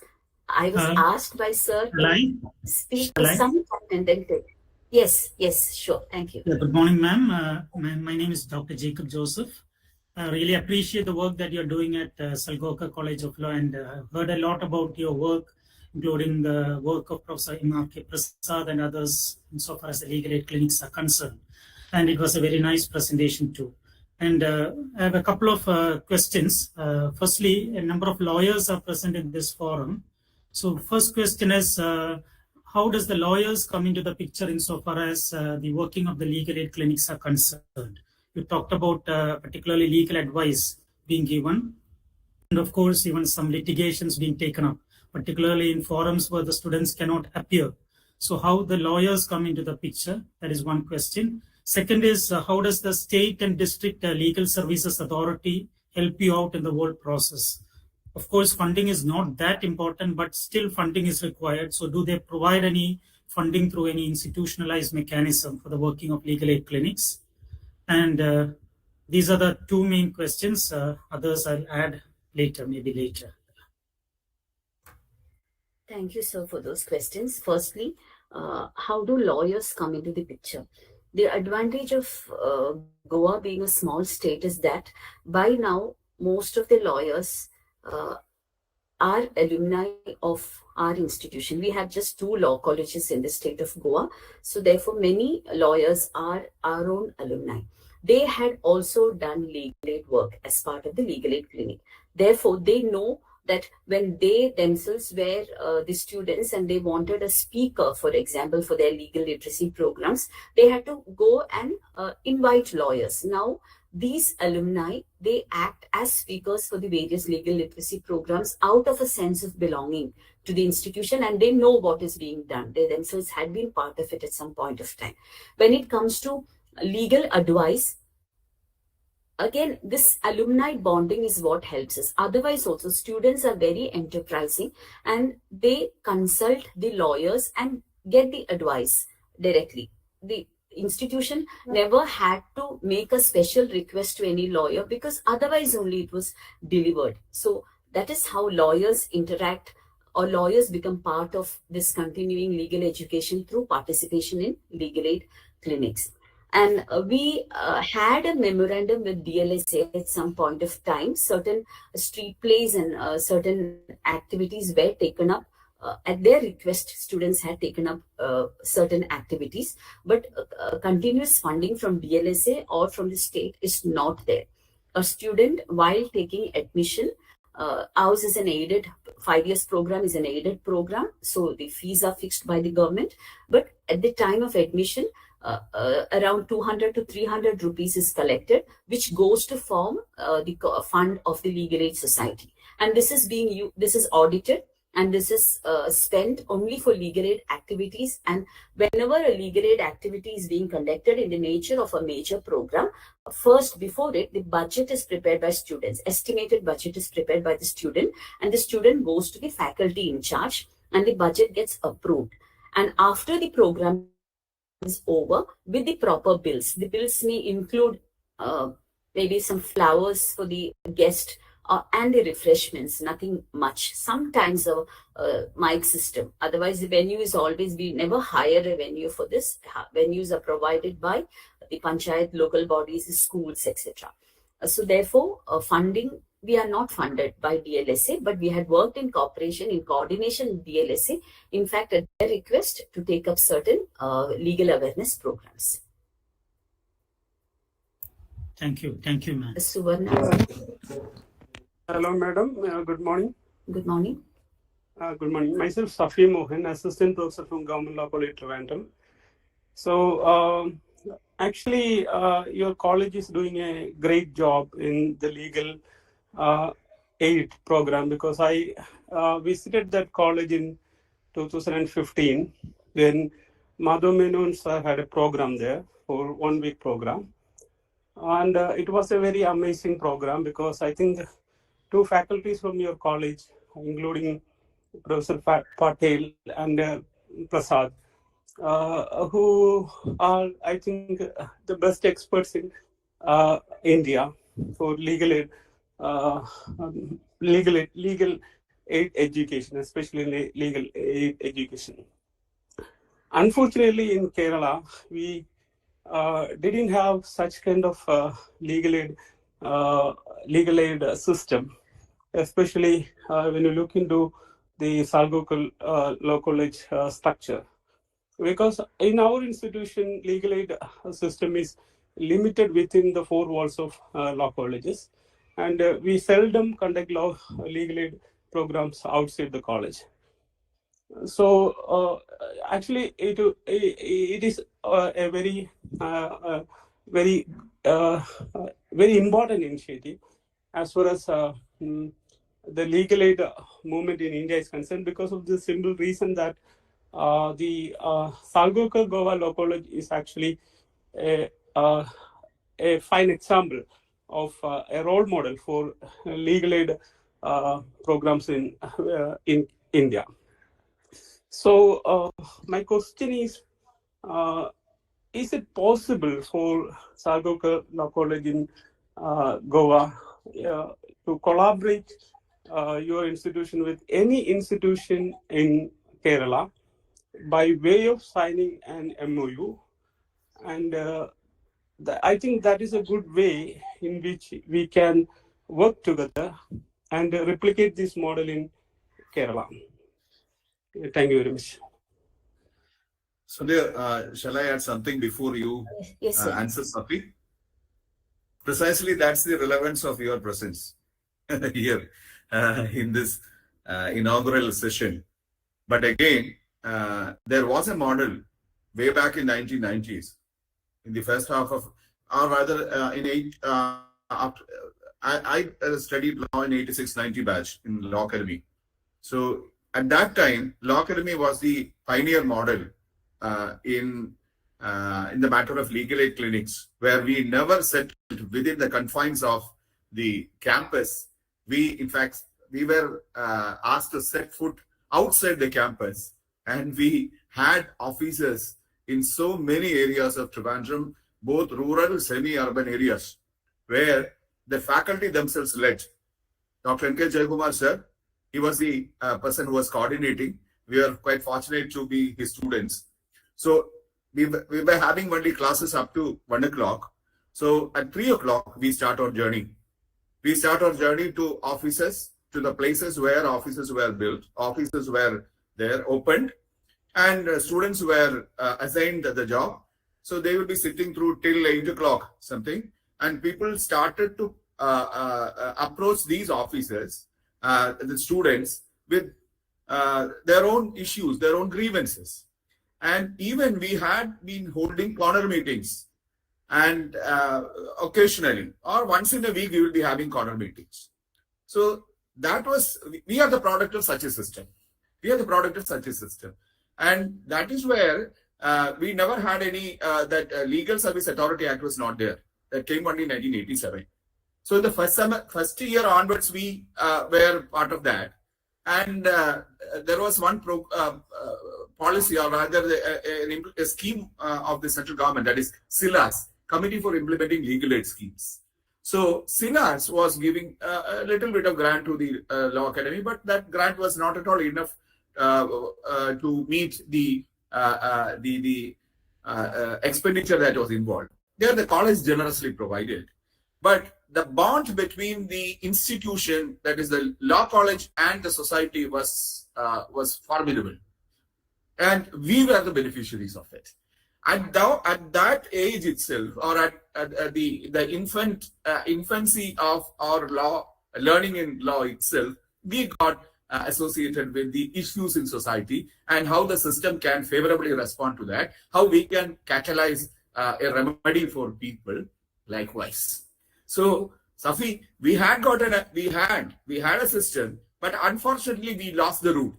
And then in fact, we traveled, or rather we converted that to our comfort zone, and then we drew everything back to our campus, and we gravitated towards the campus. So there was a model, and then only I found Salgaocar College of Law, and the suggestion that you have put was already brought in to the notice of Sandhya, I think years back, and I was trying to figure out any chances for an exchange between institutions, so that the students and the faculty of our institutions can go over there and to have a hands-on experience as to how these things work. Because running 40 legal aid clinics is not a mean task. And now, even if it has reduced to 25, it is not a mean task. But the volume of experiential learning that the student gets is something different that cannot be offered in the classroom. So, unparalleled experience. So, see, knowledge and information has to be gathered in aggregates, isn't it? It has to trickle down. That's what I have to just add. Sandhya, please respond to it. Thank you, sir. It's always a pleasure listening to you. Same as back to LLM class, I felt, even if it was a short duration. So here, when it comes to legal aid centers, continuity and consistency and sustainability are very, very important. We should only start things which everybody can be involved in and which we can sustain.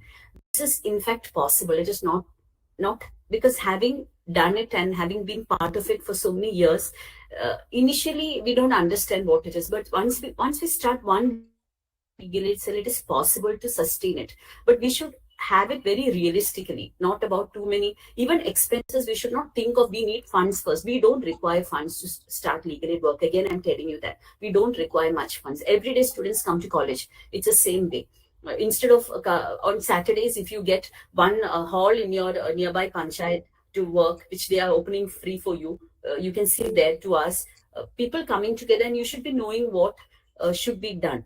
This much of time is not sufficient for designing and discussing on all the intricacies meticulously. We will continue the discussion, and Mr. Safi Mohan, I'm totally for it. I will communicate with our principal and with the Legal Aid Society, and we'll get back to you regarding this. In the past also, several law schools, including National Law School, Bangalore, had come to study about our legal aid clinics and how they function. We had taken them to the panchayat, to the places, and students had exhibited their work through posters and videos, and students themselves had explained to them how it is done, showing their journals and all that. So that will be great, Girijan sir. We can I can work on it. I can be an intermediary connecting to this. And of course, I must thank Professor Dr. Pinero and Dr. M.R.K. Prasad for having started this Legal Aid Society, because in 98, when both of them joined the institution, I joined in 2001.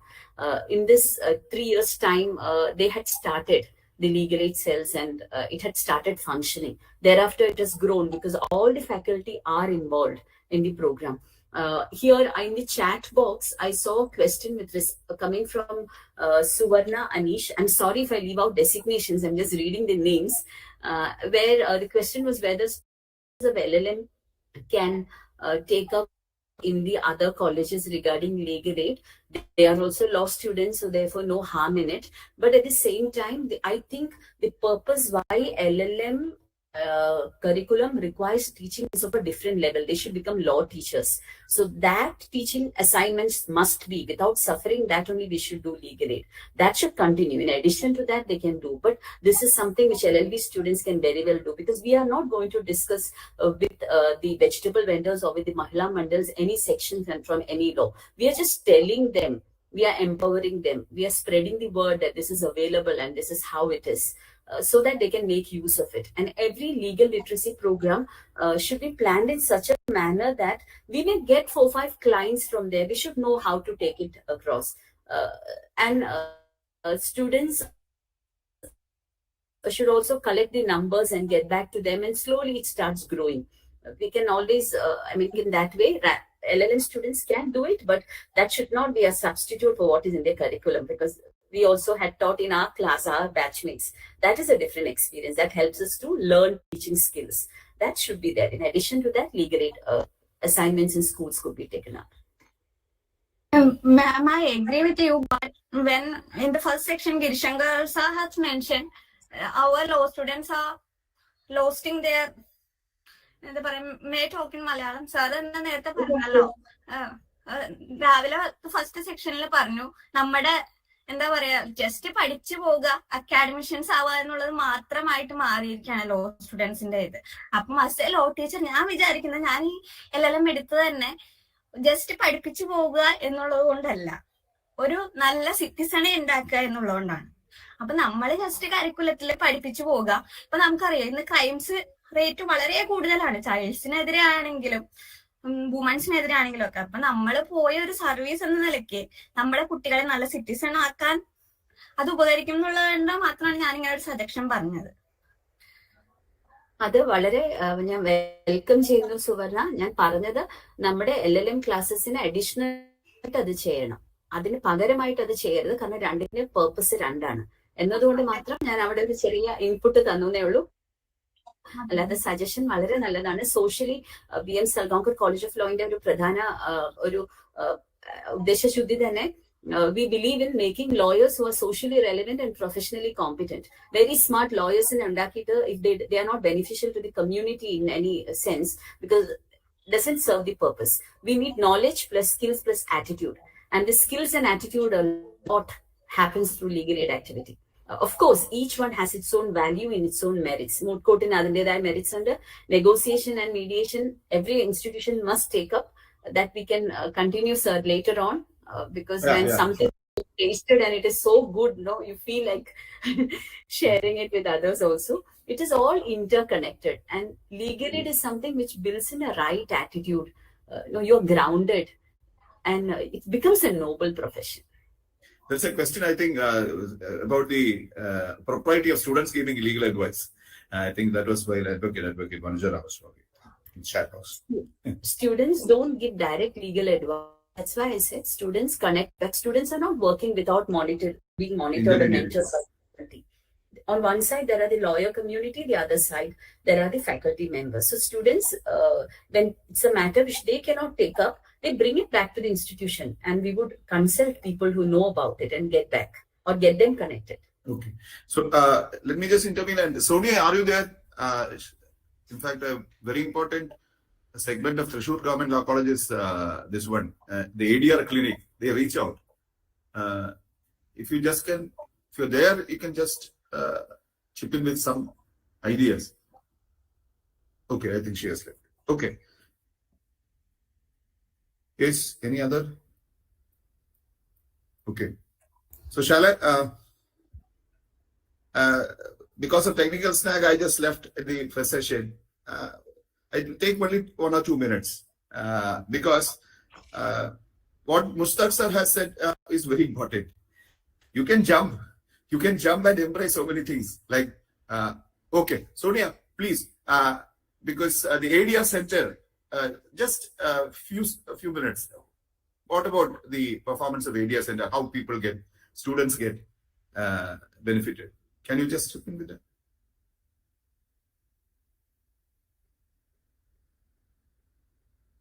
Sonia, can you hear me? So she's having some problem. Because Government Law College Thrissur has got a model. Can you just talk? Can you just... Ma'am, can you just switch on your video and audio?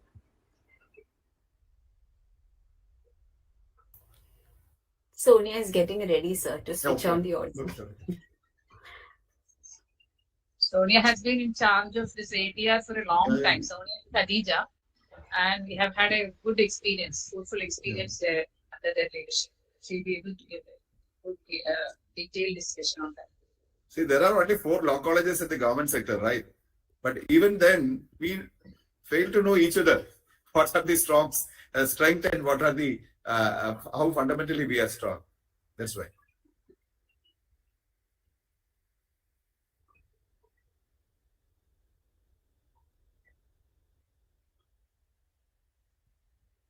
Sonia?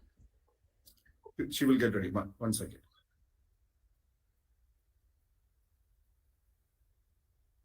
So Sonia വരുന്ന സമയത്ത് ഞാനൊരു ചെറിയൊരു കാര്യം പെട്ടെന്ന് ഇങ്ങനെ random thoughts വന്നുകൊണ്ടിരിക്കുകയാണ്. This legal aid is something, no, we cannot make one model for everyone.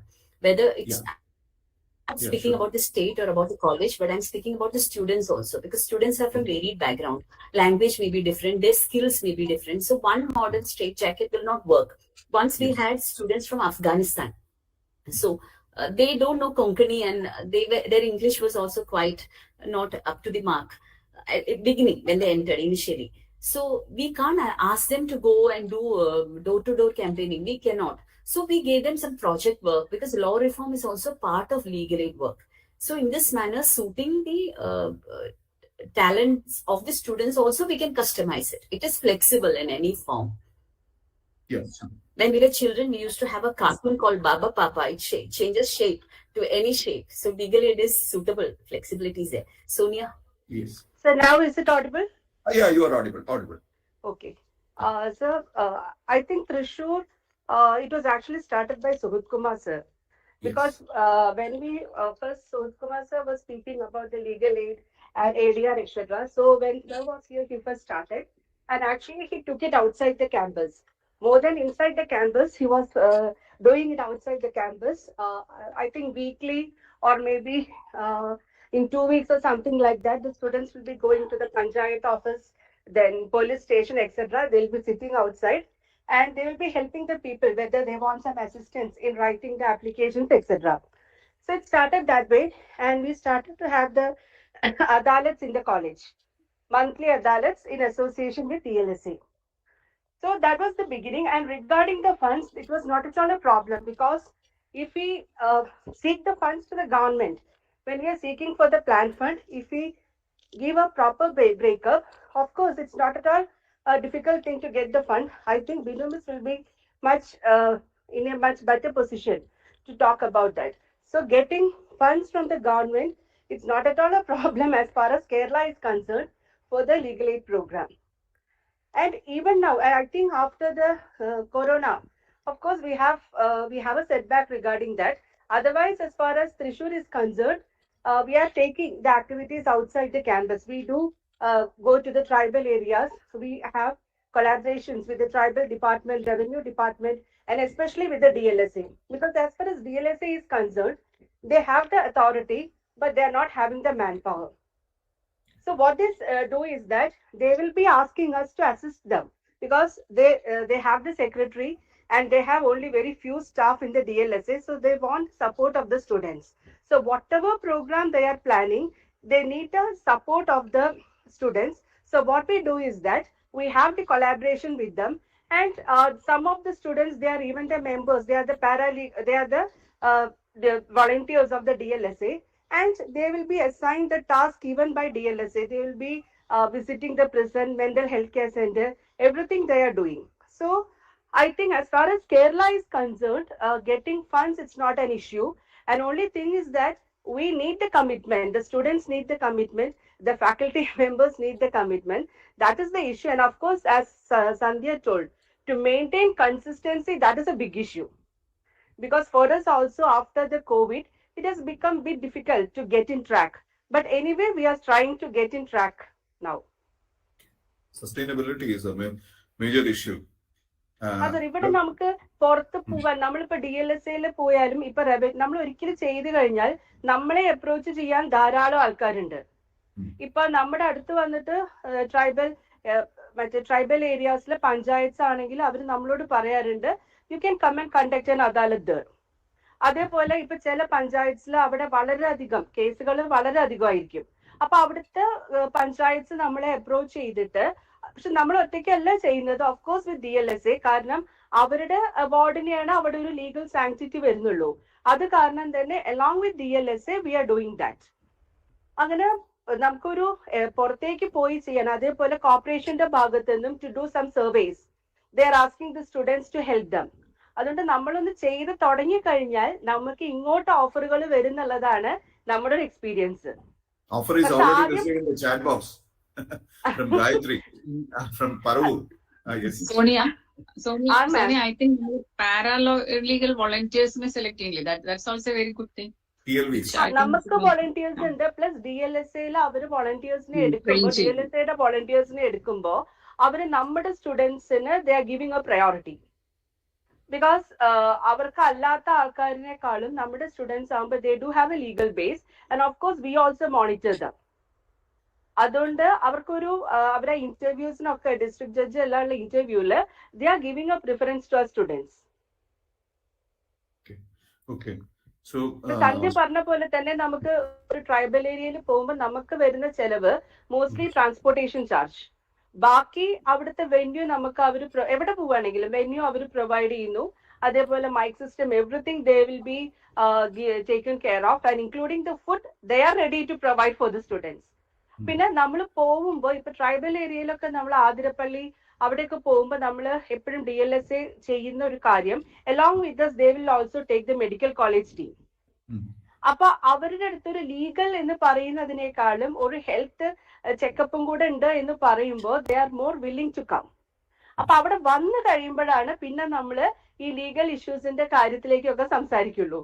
അപ്പൊ അങ്ങനെ പല പല ആൾക്കാർ കൂടിയിട്ടാണ് പലപ്പോഴും we are taking up the what to say these type of programs. It's it's actually a collaborative effort. Okay, that's good. Okay, so these are the methods by which you can step out of the campus. See, all these things matters, right? What I wanted to tell you was one thing that what our chief guest, our Justice Mustaque sir had said. How are you going to execute this? That is a very important aspect, right? Because this is a complex affair. Particularly mentoring. Mentoring is so many things rolled into one. For that, Mr. So-and-so or one X or one Y is not enough. So it's a joint venture. So how people have to be drawn close to things, isn't it? So this is a complex affair. So this platform has been launched for a dialogue, sharing of information, sharing of ideas. But here what the limitation in this, as far as Juris Trailblazers is concerned, see, for the past 14 years, I was working at Govt Law College Ernakulam, and before that, 6 years in Govt Law College Thrissur. But this 14 years have created an obsession for me as far as the Govt Law College Ernakulam is concerned. And see, I've confined the trajectory of the work of this particular group is rather, at least for the time being, confined to Govt Law College Ernakulam. That's one limitation. So, but again, if we can develop a model, many of these templates can be made use of in various other institutions. So, what Justice Mustaque sir had said is absolutely true, that tough road is ahead. But still, you have to start somewhere, because the visibility of law college, what is the visibility level of a law college, whether it is X, Y, or Z in this society? That is very important. And why should people have to look at us with great expectations? Because the perennial problem is that, suppose if we do a survey, how many of the outgoing students are taking to profession? That is one thing. Secondly, how many of them are having that retention capacity? Whether there are certain conducive environment for them to cling on to this particular profession, isn't it? So all these things are food for thought for institutions. As to we have whether what all things, what should be the priority as far as the productivity of a particular institution of legal learning is concerned. So profession. If it is profession, what material are you providing to people to take to profession? Because this grooming has to happen on a continuous, relentless basis from the day they step into a law college. That's where the latest acquisition of Govt Law College Ernakulam assumes importance, because we installed, or we at least was quite conscious about the tenacity, or rather the potential of live streaming of court proceedings, where to average law student get transposed himself to the Constitution bench of the Supreme Court or the Constitutional Court, that is a High Court here, and suppose a sensational case is there listed before Justice Mustaque. So what exactly is the one transferred between the advocate as well as the bench, or the bar and the bench? So they can see for themselves. And there is an element of equity also there. An average student from a middle class or a lower middle class family may not be able to travel all the way from here to the Supreme Court, but they can, at their comfort zone, in collectivity, they can witness the session. So that is why the installation of the infrastructure for mass viewing of the system, mass viewing of the live streaming of the Supreme Court as well as the High Courts makes sense, because at least you are providing some basic things to ruminate, to at least to entertain a thought that, see, I have to wear robes. This is the capacity. This is the potential.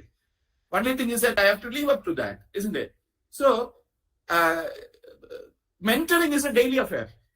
Mentoring is an hourly affair. And you need not recognize, you need not put it exactly, conceptualize, or rather that what I am going to do when I talk, this is mentoring. No. So it should dive deep into our thought process. And mentoring becomes part and parcel of teaching, talking, sharing information, etc., etc. Let me tell you one thing, because as part of this live streaming, I was so much interested in live streaming because I was following it.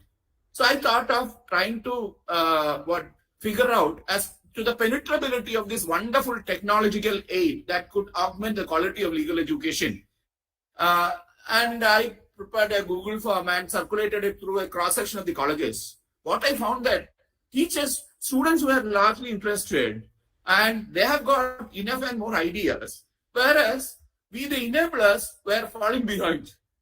And that was a candid expression because that came from the responses, isn't it? But see, we are all aware that these live streaming process is there. But when we put a system in the campus where so many persons, students can come and see it together and to engage in a discussion, then the whole idea becomes different. The output becomes different.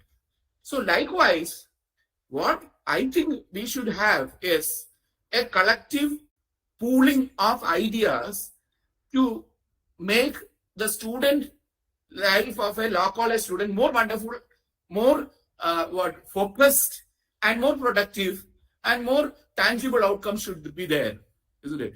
That's what I intend to, that's what I would like to accomplish. That's what I would like to accomplish from an arm's length outside my former institution. Okay, for that, I need to collect the responses from this group itself. Say that what do you expect me to do? What do you want from me? Or what do you want us to do? And slowly the transfer has been effected. I said that, see, I will be there. I will be only in the backyard. You have to try all these things, isn't it? So you better say, you become very clear as to what do you want. For that, I will make you meet people. I will make you acquaint with institutions. All these things can be done, isn't it? Then we can we need pooling in of a lot of ideas. We have to speak to a journalist. We have to speak to a social worker. We have to speak to the man in the street. See, all these things have to happen. We have to talk with the depressed. We have to talk with the battered. We have to talk with those persons who are enviably situated. We have to talk with think tanks, isn't it? These things are not covered by a syllabi or a syllabus, isn't it? So there we need aggregates of information, which will eventually strengthen our fundamentals, which will fuel or rather fortify our thoughts, our aspirations. If we do not have aspiration, I have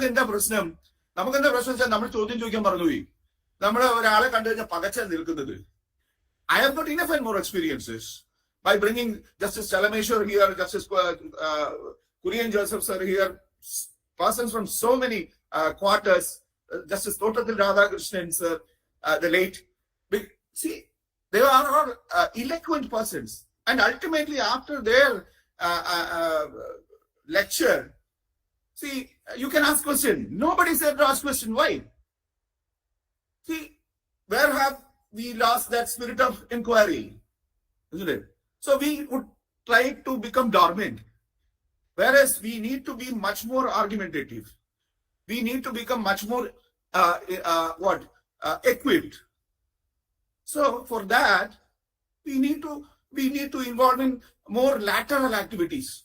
So legal aid clinic, there you actually see a person in flesh and blood, his grievances or his disentitlements, which will help you to infuse an idea as to see, this is the tool that I have got. This is what I am learning in the classroom.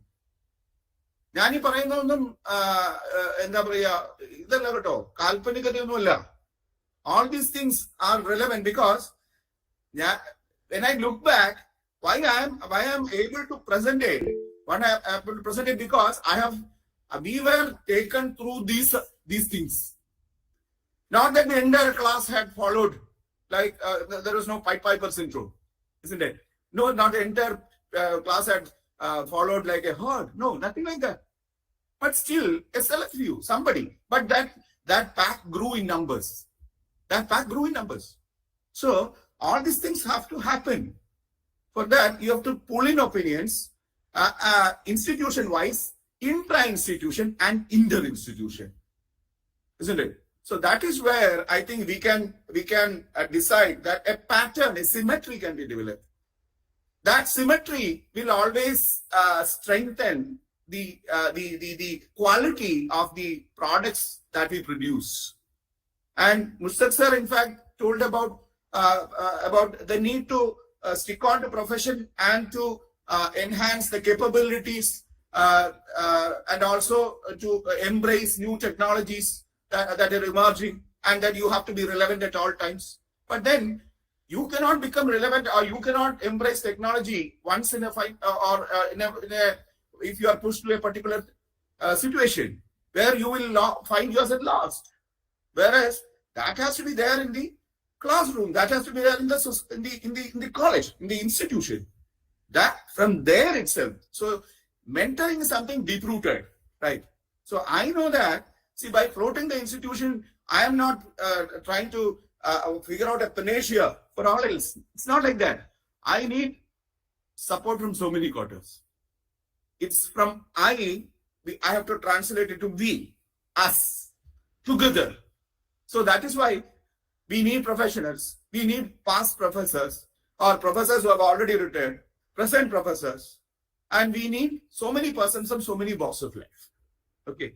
That's what I intend through this particular movement, where one has to realize that I am capable of this thing. If I am not capable of this thing, then I have to enhance the capability. That is why I try to tell this members of this group that, come on, speak out. What do you want? What exactly do you mean by coming into this particular group, isn't it? So that's what I have to tell, that I wanted to tell at the initial stage. Because of the technical stack, I couldn't. So anyway, why I chose Sandhya Ram for today's meeting is that, see, experiential learning, legal aid clinics is so important, because there you see naked lives, isn't it? And the issues that are faced, and how can you respond to such issues?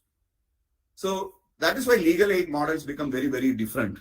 And for the sake of conducting a legal aid clinic, conducting one particular clinic or an activity is not enough, but there should be sustainable, relentless involvement, so that the people will be the productivity can be constructed, productive law students can be constructed. Secondly, the teachers have to be used, isn't it? Teachers are victims of disuse. If teachers are kept, or rather are not approached, and then demands are not kept before the teachers, then teacher will slowly the capacity will shrink, because they are not being put to use.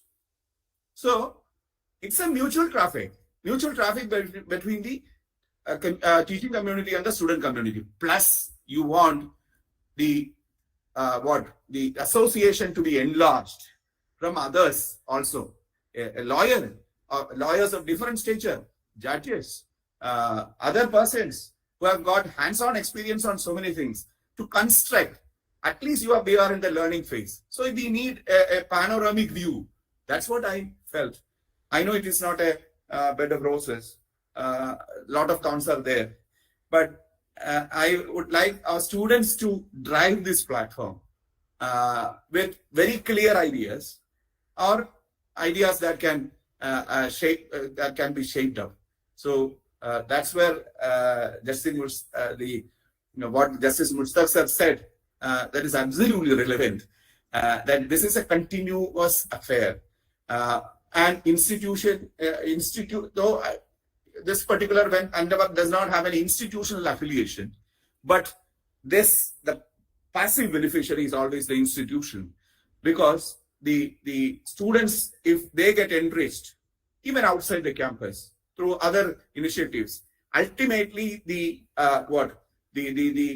excellence or proficiency or the capacity can strengthen the delivering capability of the institution.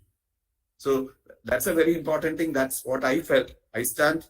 If I think I have to approach it with a balanced heart-head combination. Otherwise, I'll find it very difficult. So it's not me alone. It's a group of persons, and we have to figure out a road. That's what I have to tell. Anybody to comment? Thank you, sir. Yes, Amina. I think if you can. Yeah, we can formally We'll conclude. formally close. We'll continue our dialogue later. Yes, Yes, Amina. sir. Yes, please. Okay, sir. So thank you for joining the program. To formally conclude our event, I would like to call upon Aswanth K. Babu for the vote of thanks. Good afternoon, everyone. Am I audible, sir? Yeah, sure. Okay.